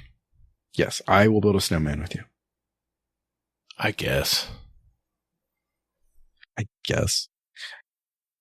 And then the other question he has is, how many times has your daughter made your brother-in-law bleed?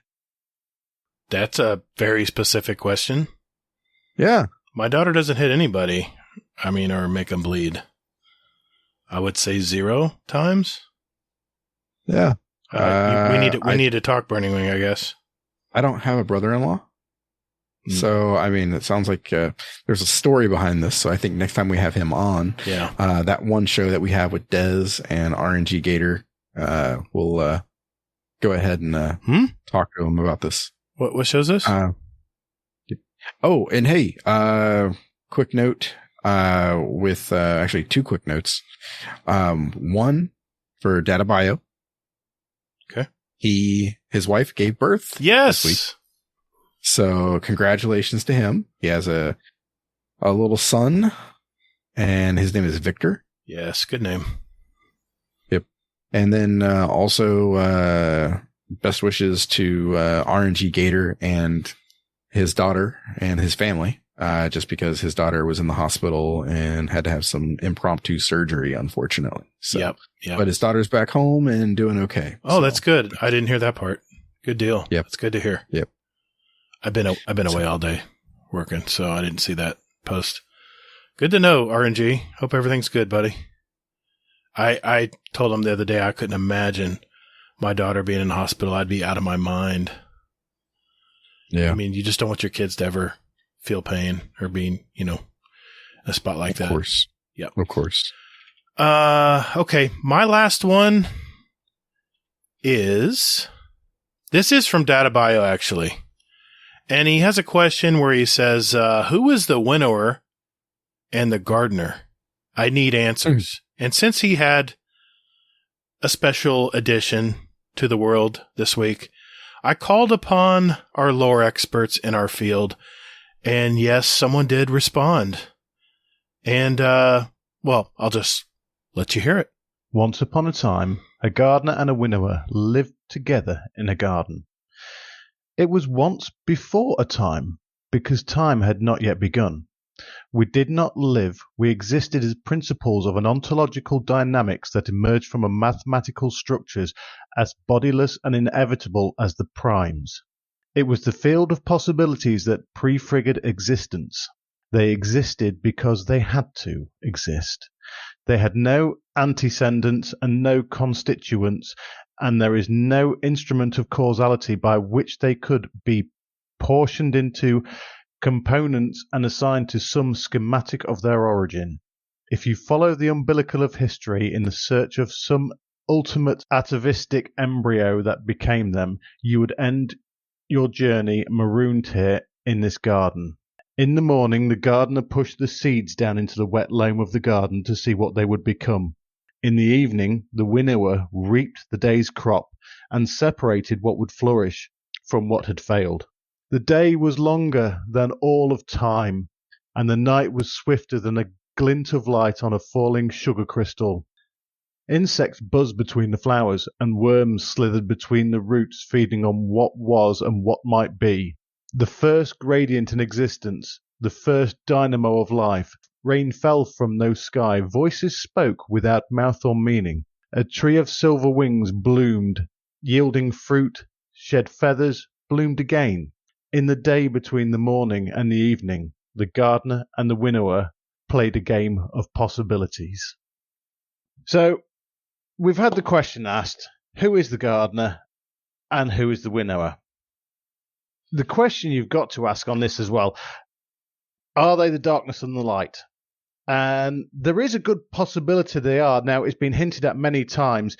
In the lore tabs on Lumina and Ruin Wings, they hint at the gardener being the traveller, and in Inquisition of the Damned, it calls the gardener an orb. But then you look in the Books of Sorrow, and the traveller is mentioned as an agent of the sky. So, are they the light and the dark? There's a very good possibility, but it hasn't been set in stone yet. Now, if you want to go further into spoiler territories, you have the witness. Now, he is actually named in the lore as an agent of the dark. He is not the darkness. Hope this helps. Thanks, guys. Love the show. Thank you very much. And if you didn't know who that was Mr. Not Arf from Two Titans and a Hunter podcast. Thank you, Mr. Not Arf. Appreciate you answering that question for us, because I don't know. I'm not a lore guy. You gonna say something? I mean, it's an interesting concept because there's thoughts out there that the traveler is the gardener, right? And the witness is the winnower. And it's very interesting. What I would say is Bife has a video out there where he explains the darkness and its motivations. Right. And to a degree, I mean, the darkness is actually it almost seems more caring than the Traveler does. Really? Yeah. Because the way it works, the way the darkness works is basically it wants to avoid any undue suffering. Right. So in order to do that, it basically kills the weak. So only the strong survive, basically. And it's all basically because they want, they don't want any undue suffering. They want it to basically be that, that if you're alive, then you're the strongest and, you're not going to, be weak and that kind of thing. So yeah, it's an interesting concept. And then the Traveler, on the other hand, has the idea of,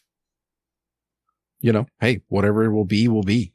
It's funny you should say that because some new lore came out once the raid was released and opened up to the general players. And can I go over something real quick? I wanted your opinion on this too. Mm-hmm. I know we're running a little late here, but I figured since we're on the topic of lore, this actually I got from Mr. Mylan Games, and there was a new character at the end called Ralk. R-A-L-K, I believe is how it's saying. No, is it R-H-R-H-U-L-K. So it's Hulk and an R in front. R-Hulk. Gotcha. Ralk. If you probably logged in this week, you saw like an ink blot cutscene. Well, what I wanted to tell you is if you look, when you go into the raid area, say when you're doing preservation, you might even see this right now, Hazel, because I know you're there. There's a big mosaic on the wall at the beginning area. And if you look at this mosaic, there's a big circle in the middle. There's 2 circles on each side, left and right. There's like a blue, and I can't remember what the other color is. But they say that Rock's home planet is the big circle in the middle, called Lubrae, hence the glaive name, Lubrae's Ruin. And they say that the planet had 2 suns. It had a blue sun, which is the blue orb on the left of the mosaic, and an umbral sun. The blue sun encouraged life and empowerment, and the umbral sun was the opposite. It was like death and destruction. Only the strongest survive. Well, they say that the Traveler visited this planet of his, and if you look at the mosaic, it's the colorful orb at the top, and it's also the colorful orb in the raid emblem. You say there's a circle with like nice little prisms in it. The arrival of the Traveler, what they're saying is it divided the planet's people. Some thrived and had like their own golden age, and actually some rejected the Traveler, and those were called the Wanderers. And they said that the Traveler followers had immense technology, and they created a machine converter that harnessed the power of the blue sun and made them safe from the bad sun, the umbral sun. It protected it protected this massive city, kind of like our tower of the followers. And so there were 2 factions, and if you look at the mosaic, there's a center line. They call this line the Abyss, and they say this is what separated the followers, the ones that had the golden age, and then the Wanderers who rejected the Traveler. This new character, Rock, was an objector of the Traveler, and he battled the followers, and he was brutal. From what I heard, he was a serial killer. He liked all the blood and guts and all the... He killed his own, that's what I was going to say. His family rejected him, and he falls into this abyss, and that's where he finds out about the Witness. That's where the Witness discovers him. And supposedly some magic or something, he gets rebuilt. And because he was really lost when he fell down that abyss. And that's where that new glaive came from. They built him this glaive, which he then uses to climb out of this abyss, murders his entire family with it. He then sabotages the converter, which in turn destroys the blue moon and destroys the entire planet. He's reborn as the disciple, Vow of the Disciple raid. And thus, that's what where we're at on the raid. It's crazy. You can see Rock's glaive, R-Hulk, his glaive is actually piercing the blue moon in the mosaic on the wall. So next time you're there, look at that. There was an actual glaive piercing the blue moon, which, like I said, is the new legendary glaive you get from Lubray's Ruin. My mind was blown when I heard that from Mylan Games. So thank you, Mylan Games, for that. That was a great breakdown. What do you think, Hazel? You buying all this? Why not? Isn't that a great story? Oh man, how much have you dove into the lore about Ralk? I have more. I didn't want to. Okay, because I was gonna say, I'm like this guy is like next level, actually bad. He is, man. Well, did you know that on the Fundament, where Savathun and her sisters are from, the worm gods were imprisoned by a Leviathan? You know, this big creature, and the Traveler was also working with the Leviathan, or they were both had the same interest. They were suppressing these worm gods, right?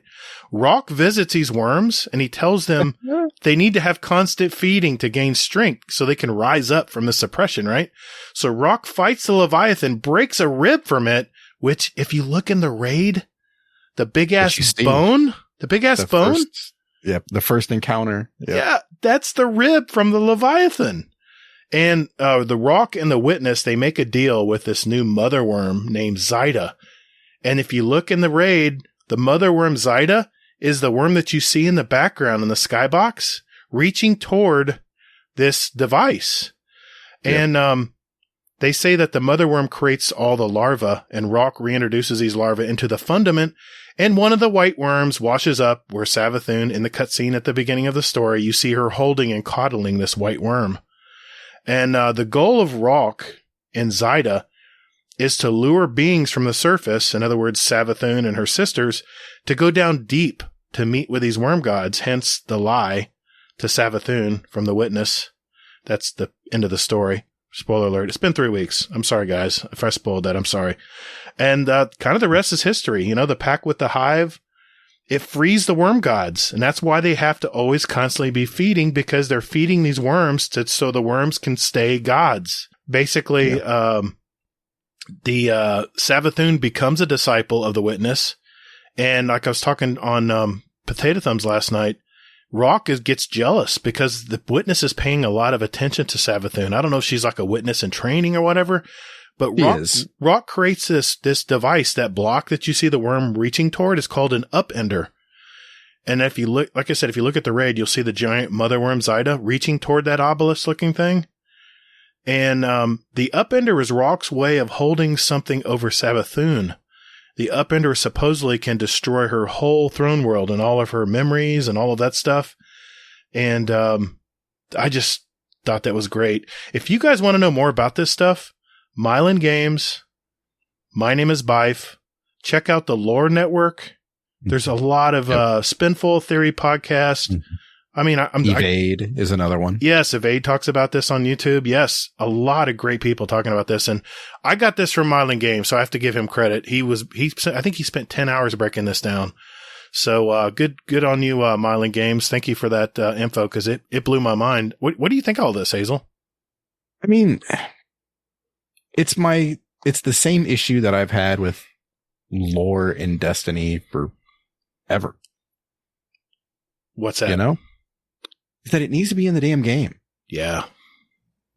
You know? Yeah, this was taken from the lore books you can get, that you can complete from the matching game that's at the beginning of that's another subject, but there's ways you can get triumphs that open up lore books at the beginning of the raid from the preservation story.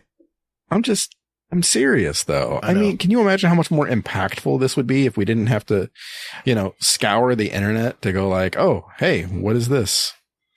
Well, I mean, the Inkblot cutscene was nice, explaining Ralk and all that, but yeah, you're right. You imagine the cutscene if they actually had like a 5-minute little history of what I just talked about? Yeah. Wouldn't that be awesome? That would be amazing. And they wouldn't they'd have to use some voice actors, and they can even do an Inkblot. They could do another Inkblot or cutscene. They wouldn't have to use full graphics and stuff. I don't know. Yeah. All I can say is Bungie, keep adding that stuff in. It is, I like the Inkblot stuff. It's really cool. It is. I like it. I mean, I don't see them stopping with that. Right. I mean, just because that's sort of like a trademark of Bungie now, almost. Yeah. Yeah. Exactly. So, well, thank you, Not Arf, again for your interpretation, because I had no idea about that question. And since it was Data Bio's son's birthday yesterday now. But yeah, congratulations again, Data Bio. That was pretty cool, man. Yeah. So with that being said, if we did not answer your question on our show tonight, don't worry.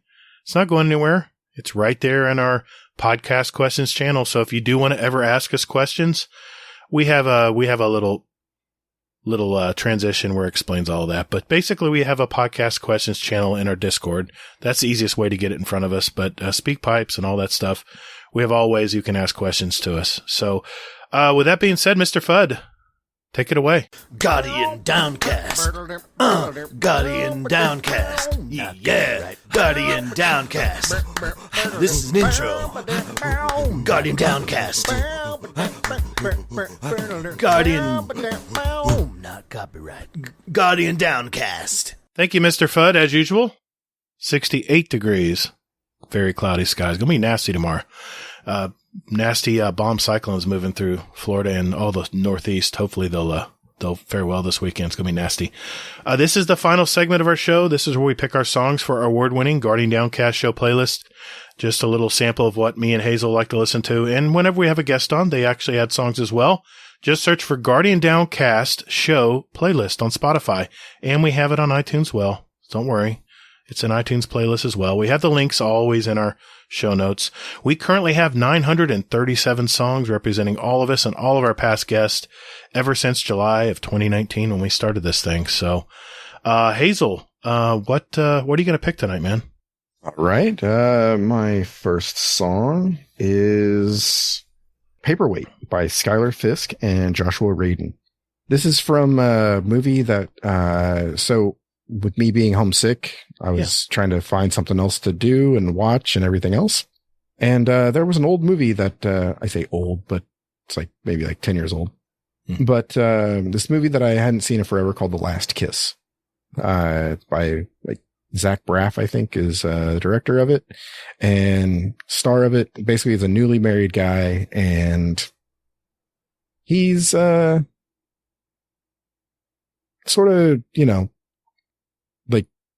when you're newly married and everything's new and then, it's sort of, he finds out that there's more out there than when he was married. Nice. And, it's just an interesting story about people and everything else like that. So, this was just one of the songs from there and, went with that. So if you haven't seen it, it's definitely not quite a feel-good movie, so I wouldn't really watch it with your significant other, but right.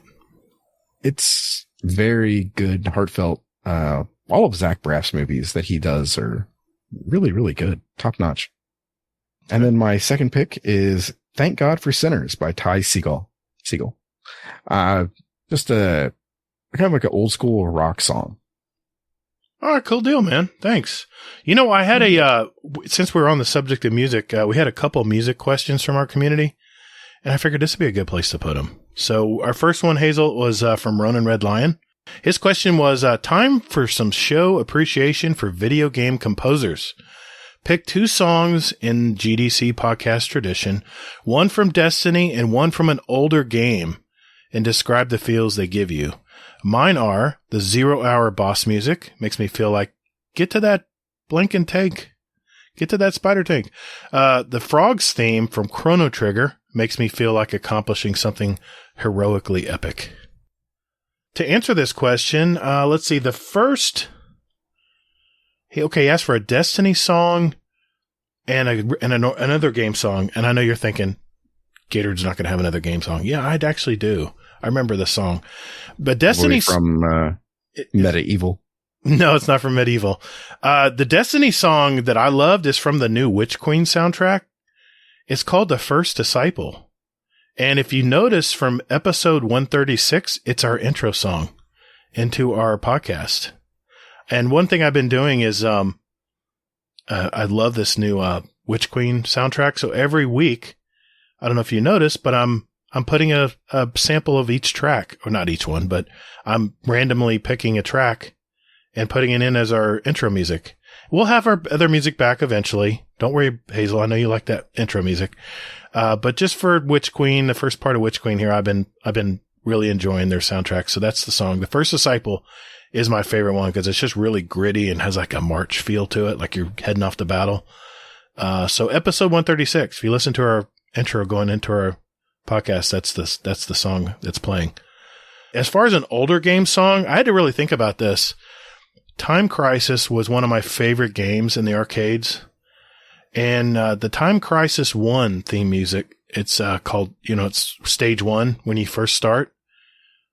It's very much like a heroic type music. What it made me do, it made me panic all the time because the way the music sounds, it made me want to hurry up. And I mean, it's Time Crisis. It's all about quickly moving through, shooting the baddies and moving on, right? Before the clock stops. So that was the one, from long ago that I love. Still, I can hear it today. Okay. So I think we've had this question before, but my answer still is the same. Okay. It's the last array.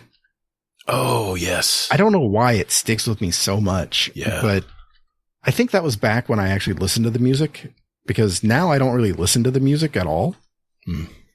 So, because I'm usually like, with people and things like this. So I have like, my sound turned down, the sound effects turned up so I can hear everything. Mm-hmm. And that way I can hear like whoever I'm in a party with talking. Right. But the last array, I just remember doing that solo, and it just all crescendoed. And I was like, you didn't know what was going to happen next. It was like the third, I think it was like the third song and third song. It was like the third mission in Destiny 1. Mm-hmm. That was a great mission. I almost want to go back and play it again. Don't get me tempted. I don't have it on my machine anyway, but still. We need to have a Destiny 1 night, go back and just play old Destiny 1. Gotta be fun. Such great memories. Yeah, that means I gotta get PS Plus again. Nah, never mind. I mean, it's not anything crazy, but yeah. I mean, you could buy a month of it probably. I'd be all for doing it. Like if we're going to do a raid too. I mean, or like a couple of raids. I mean, we could do King's Fall. We could do maybe toward the end of the season when things slow down a bit. Maybe we can have a night. Yeah. I like that idea. That'd be a lot of fun. Yeah. Yep. Look at that. Spitballing right there. Wow. Imagine that. Gatr comes up with an idea. Okay. What's your second song? Yeah. Is the theme or the intro song from Final Fantasy VIII. That music is always really good too. Oh man. I mean, it was just, I was torn between going backward and forth between 7 and 8. I don't know why. I just have really fond memories of 8. And 7 is 7, of course. Mm-hmm. But, not that Gatr would know. That's the one they remade, right? That's the one they remastered? 7? Yeah, 7 was the one that got remade, yeah. Yeah. And they're coming out with 7 is the one that put everything on the map, basically, it seems. I see. That's the one that brought everyone in the US to Final Fantasy. I used to play Final Fantasy on PlayStation. It was an exclusive thing for PlayStation for long ago. I played a lot of Final Fantasy. I just never went from there. I went on to other games. I'm sure something diverted my attention, but I know Final Fantasy. I used to play it. Mm-hmm. And now they got a new one coming out. Yeah, I know Des was pumped. Yeah, did you see who's making that, by the way? Was it? Oh, it was, who was it? I can't remember. It's basically like a studio that, they do like fighting games. What? Really? Yeah. Yeah. I was like, what? That'll be interesting. I know the preview looked good. I don't know. Here it is. There it is. Stranger of Paradise.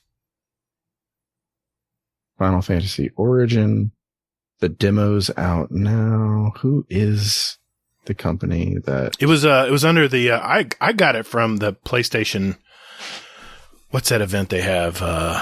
PlayStation, not now. It's upcoming stuff. It's like a preview show for PlayStation. Yeah, it's the PlayStation. I don't have it in front of me. Games of Play. Games of Play. That's it. That's where I learned about it. Yep. Oh, they didn't list it? Oh, it's Team Ninja. Oh, okay. I don't know that studio. They did the OG Ninja Gaiden. Okay. Nice. They're Clueless, yeah. Oh man, that was an amazing game, an amazing combat and everything else. It's kind of the same style of play, isn't it? The same kind of style of characters. It's no. Ninja Gaiden. I remember the game. I just never played it. Shooters, man. Let's move on. Yeah, good idea. Okay. Thanks, Hazel. And okay, so my first choice, and I know Googrux is going to be really happy with me this week. This band has been a staple of mine for ages. They started in Charlottesville, Virginia in 91. I think I started listening to their second album back in 94, Under the Table and Dreaming. And the song, What Would You Say, was the very first song that got me hooked on this group.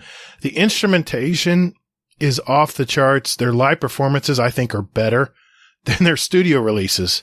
They're that good. They've released 9 studio albums to date. So my song I'm picking tonight is off their 2018 album. Why do I do that? Tonight is off their 2018 album, Come Tomorrow. And the song is Virginia in the Rain. If you want to just sit back and relax after a hard day's work, put some good earbuds in. Man, this song, you can get lost in it. And it's a good 6-minute song. It's a great song. And the group, of course, is the Dave Matthews Band. They have a fundraiser right now, in fact, supporting humanitarian aid to Ukraine on their website, davidmatthewsband.com. So check that out. And for my second song, it actually is going to be tied in to a question from Uncle Scumdeth. He says, question for the show, just listening to In This River by Black Label Society. It's Zakk Wylde's tribute to Pantera's guitarist Dimebag Darrell. Dimebag is the reason I have a long beard and had it dyed red for 10 years. So my question is, what is the song that breaks your heart and why? Love you guys. What would you say, Hazel? I would say the Falling Slowly. It's from the movie Once. Okay. I remember that movie. And it's already on our playlist, but this is just one of those songs that makes me think of my wife. And nice. Gets me all sentimental and get you in the feels, man. Yeah, exactly. Well, my song is actually gets me in the feels for a different reason. This is my second pick for this week. This is an alternative rock band from Houston, Texas. They started up in 95. They've had 17 top 40 alt rock singles over their 8 studio releases. They're really good. The then manager of Kid Rock discovered this band, and they booked over 350 dates without even signing the group. That's how much this guy loved them. The band eventually signed, and the rest is history. But this is my all-time favorite album of theirs, and the past guests have added 2 songs of theirs to the playlist already. The album is called Foiled, and the song that gets to me every time is Hate Me. It starts out with a voicemail from a mom to her son that she's worried about him and hope he's okay. And my kids were teenagers when I heard this song. In fact, it's bringing back feelings right now. And I could feel the pain in the mom's voice, because they worry about their kids hurting their stub on their toe when they're out and about. You'll feel this soon, Hazel. Every time I listen to it, I still get a lump in my throat. And I about lost my mind when I dropped off my son, my firstborn, to college in Minnesota. And I remember this very song. It's the group Blue October. And the song again was Hate Me. Powerful song. So, thanks, Uncle Scumdeth, for the question. Whew. End on a emotional night here. That's it, Hazel. We're all set, man. That's it for our show tonight.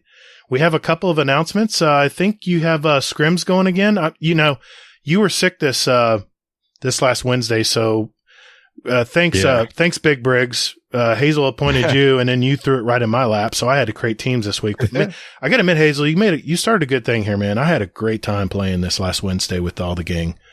I'm glad. I mean, I noticed some more Potato Thumbs people showed up, so that made me smile.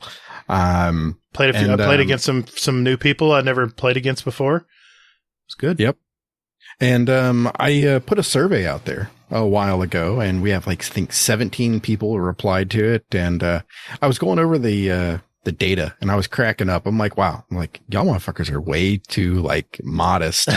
like there's a lot of people that are A that are actually S's, like S tier players. So, it was anonymous, right, guys? We don't know who's answering which on these surveys. What? No, we don't. I do.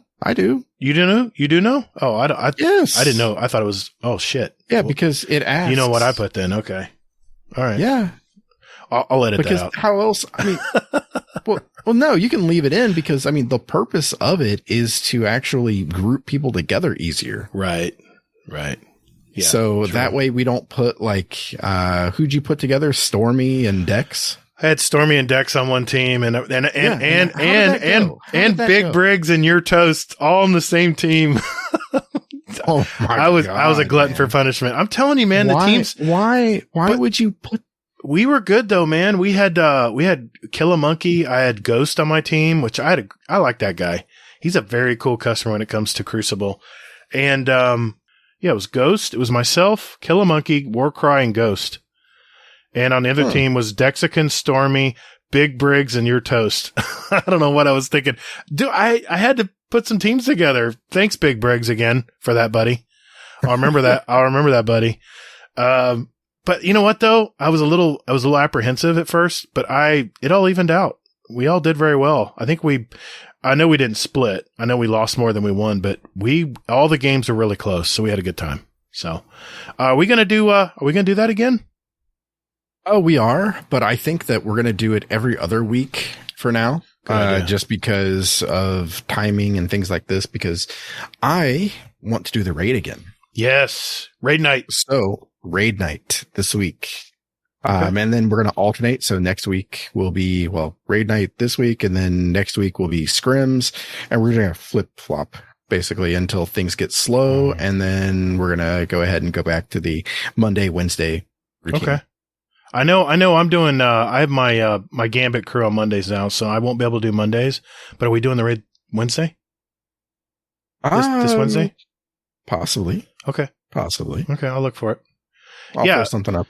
Yeah. Activity Raid Bot guys in our Discord. We actually have a 100.io bot that is tied to 3 other Destiny podcast Discords. So we have a big pool of players. So if you're new getting into our Discord and you want to gang up, if you want to group up and do something in Destiny, especially with all the Witch Queen going on, that Activity Raid Bot's really nice. You have to register with 100.io, but once you do that, you're gold. And all you have to do is where it says group, just make sure you click Owl Gaming Alliance, I think it's called. Well, actually, the thing is that you can do is if you go actually to make it easier for everybody, go to pinned messages in the Discord, the little, safety pin or not. And Activity Raid Bot? Pin. Yeah. Yes. Under Activity Raid Bot, click the push pin, and then in there will actually be the instructions on how to do it all. Very nice. I pinned that a long time ago, and I just wanted to throw that out there so that way anybody can sign up for it. Good point. Thanks, Hazel. All right. So you're going to alternate for now until Witch Queen's really new and everyone's trying to get ready. Well, not really Witch Queen. It's just Season of the Risen. Right. So first part of the season. Gotcha. Okay. Yeah, that's going to be fun, man. That's a good thing you started there. So I look forward to that every week. So good deal. And of course, we got to mention thanks, Sweaty Spokes. We got to mention our wager idea, who is going to get to Legend first in the comp playlist. And I'll be honest, I'm at 0 because I have not played a lot of comp or Crucible right now. But I'm going to start up. And it's really not a race. You don't really have. It's really just putting your time in and working up the ranks, So I'm curious at the end of the season. I'm curious. Maybe we can report back on what our experience was with comp. What do you think? Sure. Okay. I know how this is going to turn out, but that's okay. I'm in.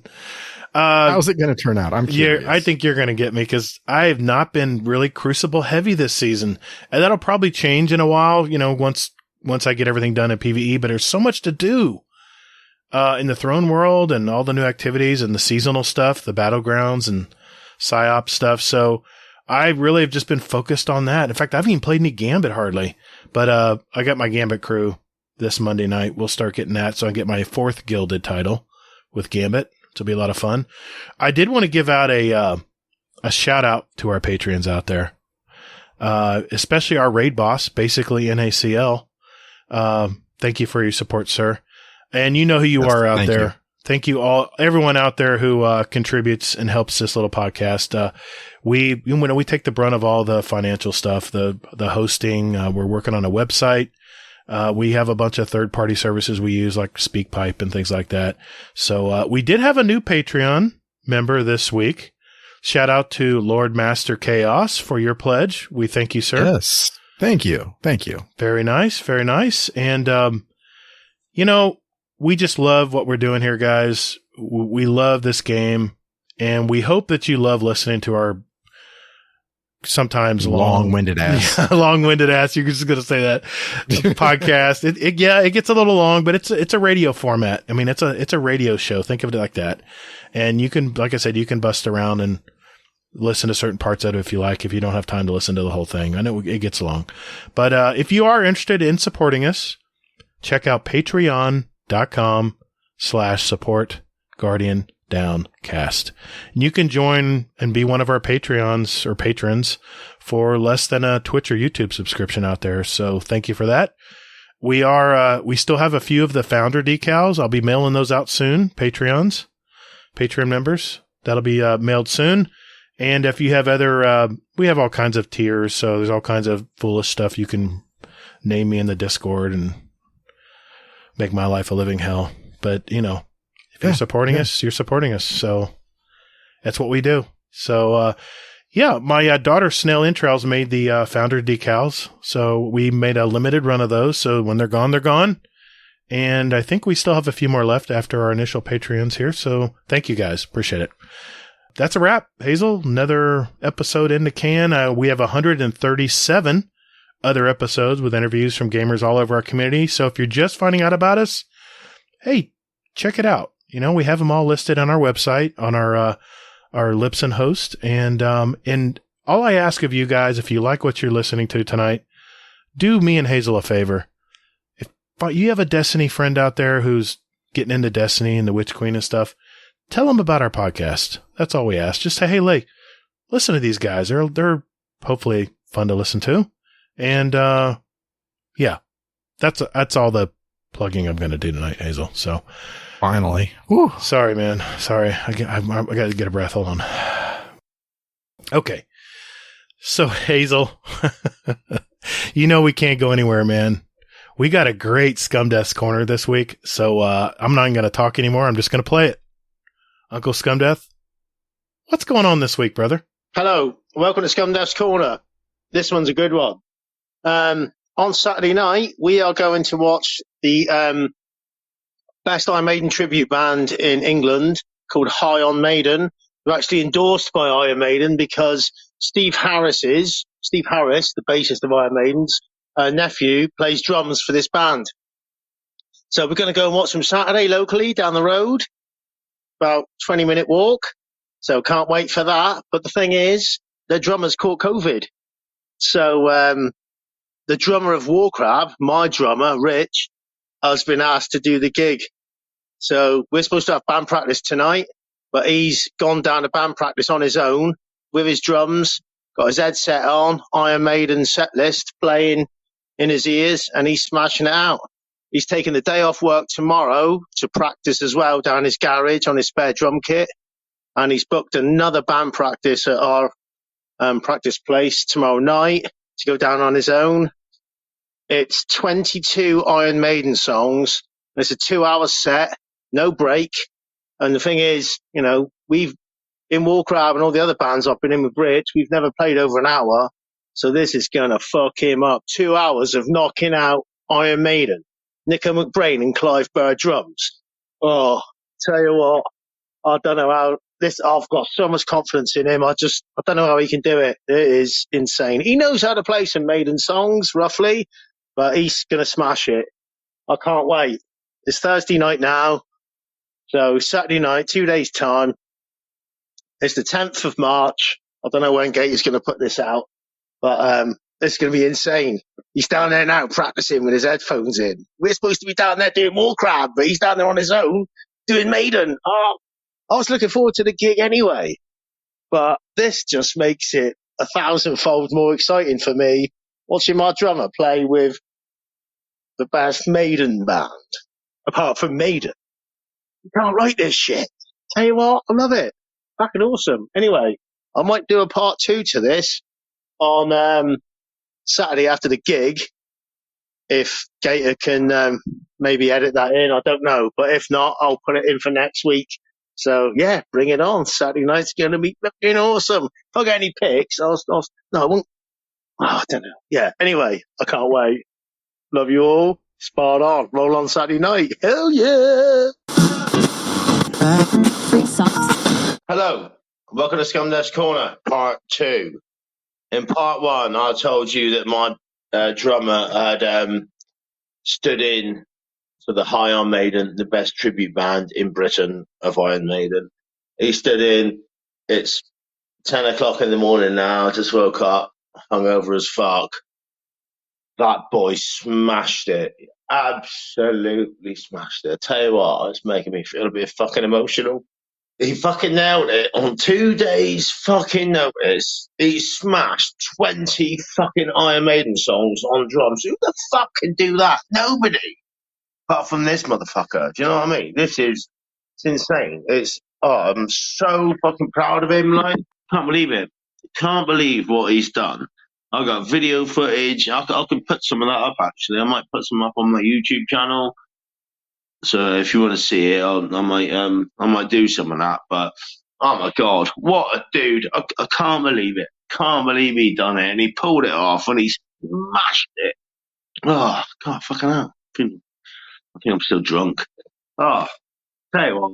Oh, brilliant, amazing! Can't believe it. What a night!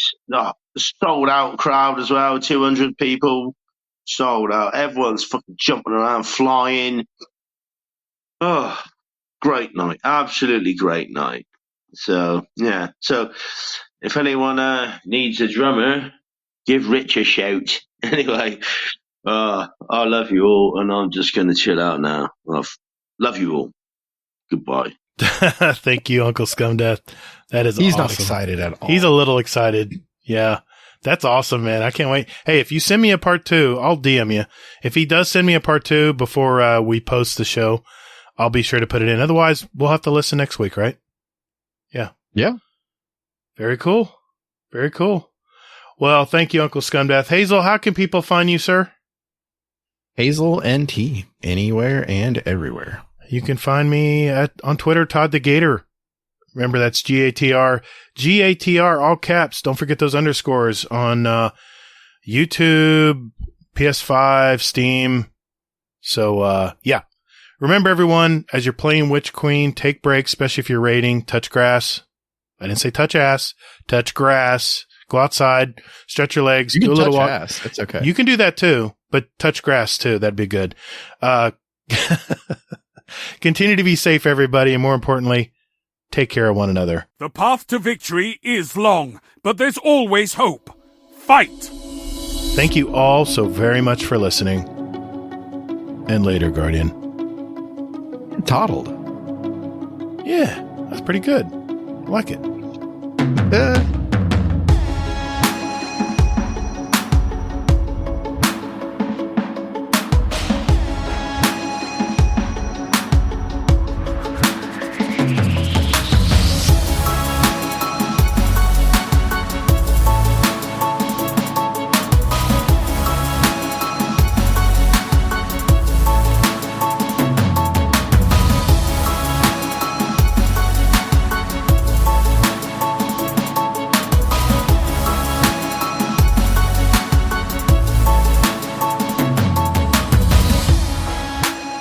Bank them moats. Let's bang some knuckles. It's the Ice Show. Give me my bounties. My soul was leaving my body. You could end this bloody game if you bank your moats. Do it. Sorry, I'm being a good guy. I'm helping Carpal Leader with his dares. Oh my God. So. I don't know how you can do that, man. I don't know how you can do that. Dares and podcasts? at the same Well, time? dares don't take much effort. That's true. Exactly.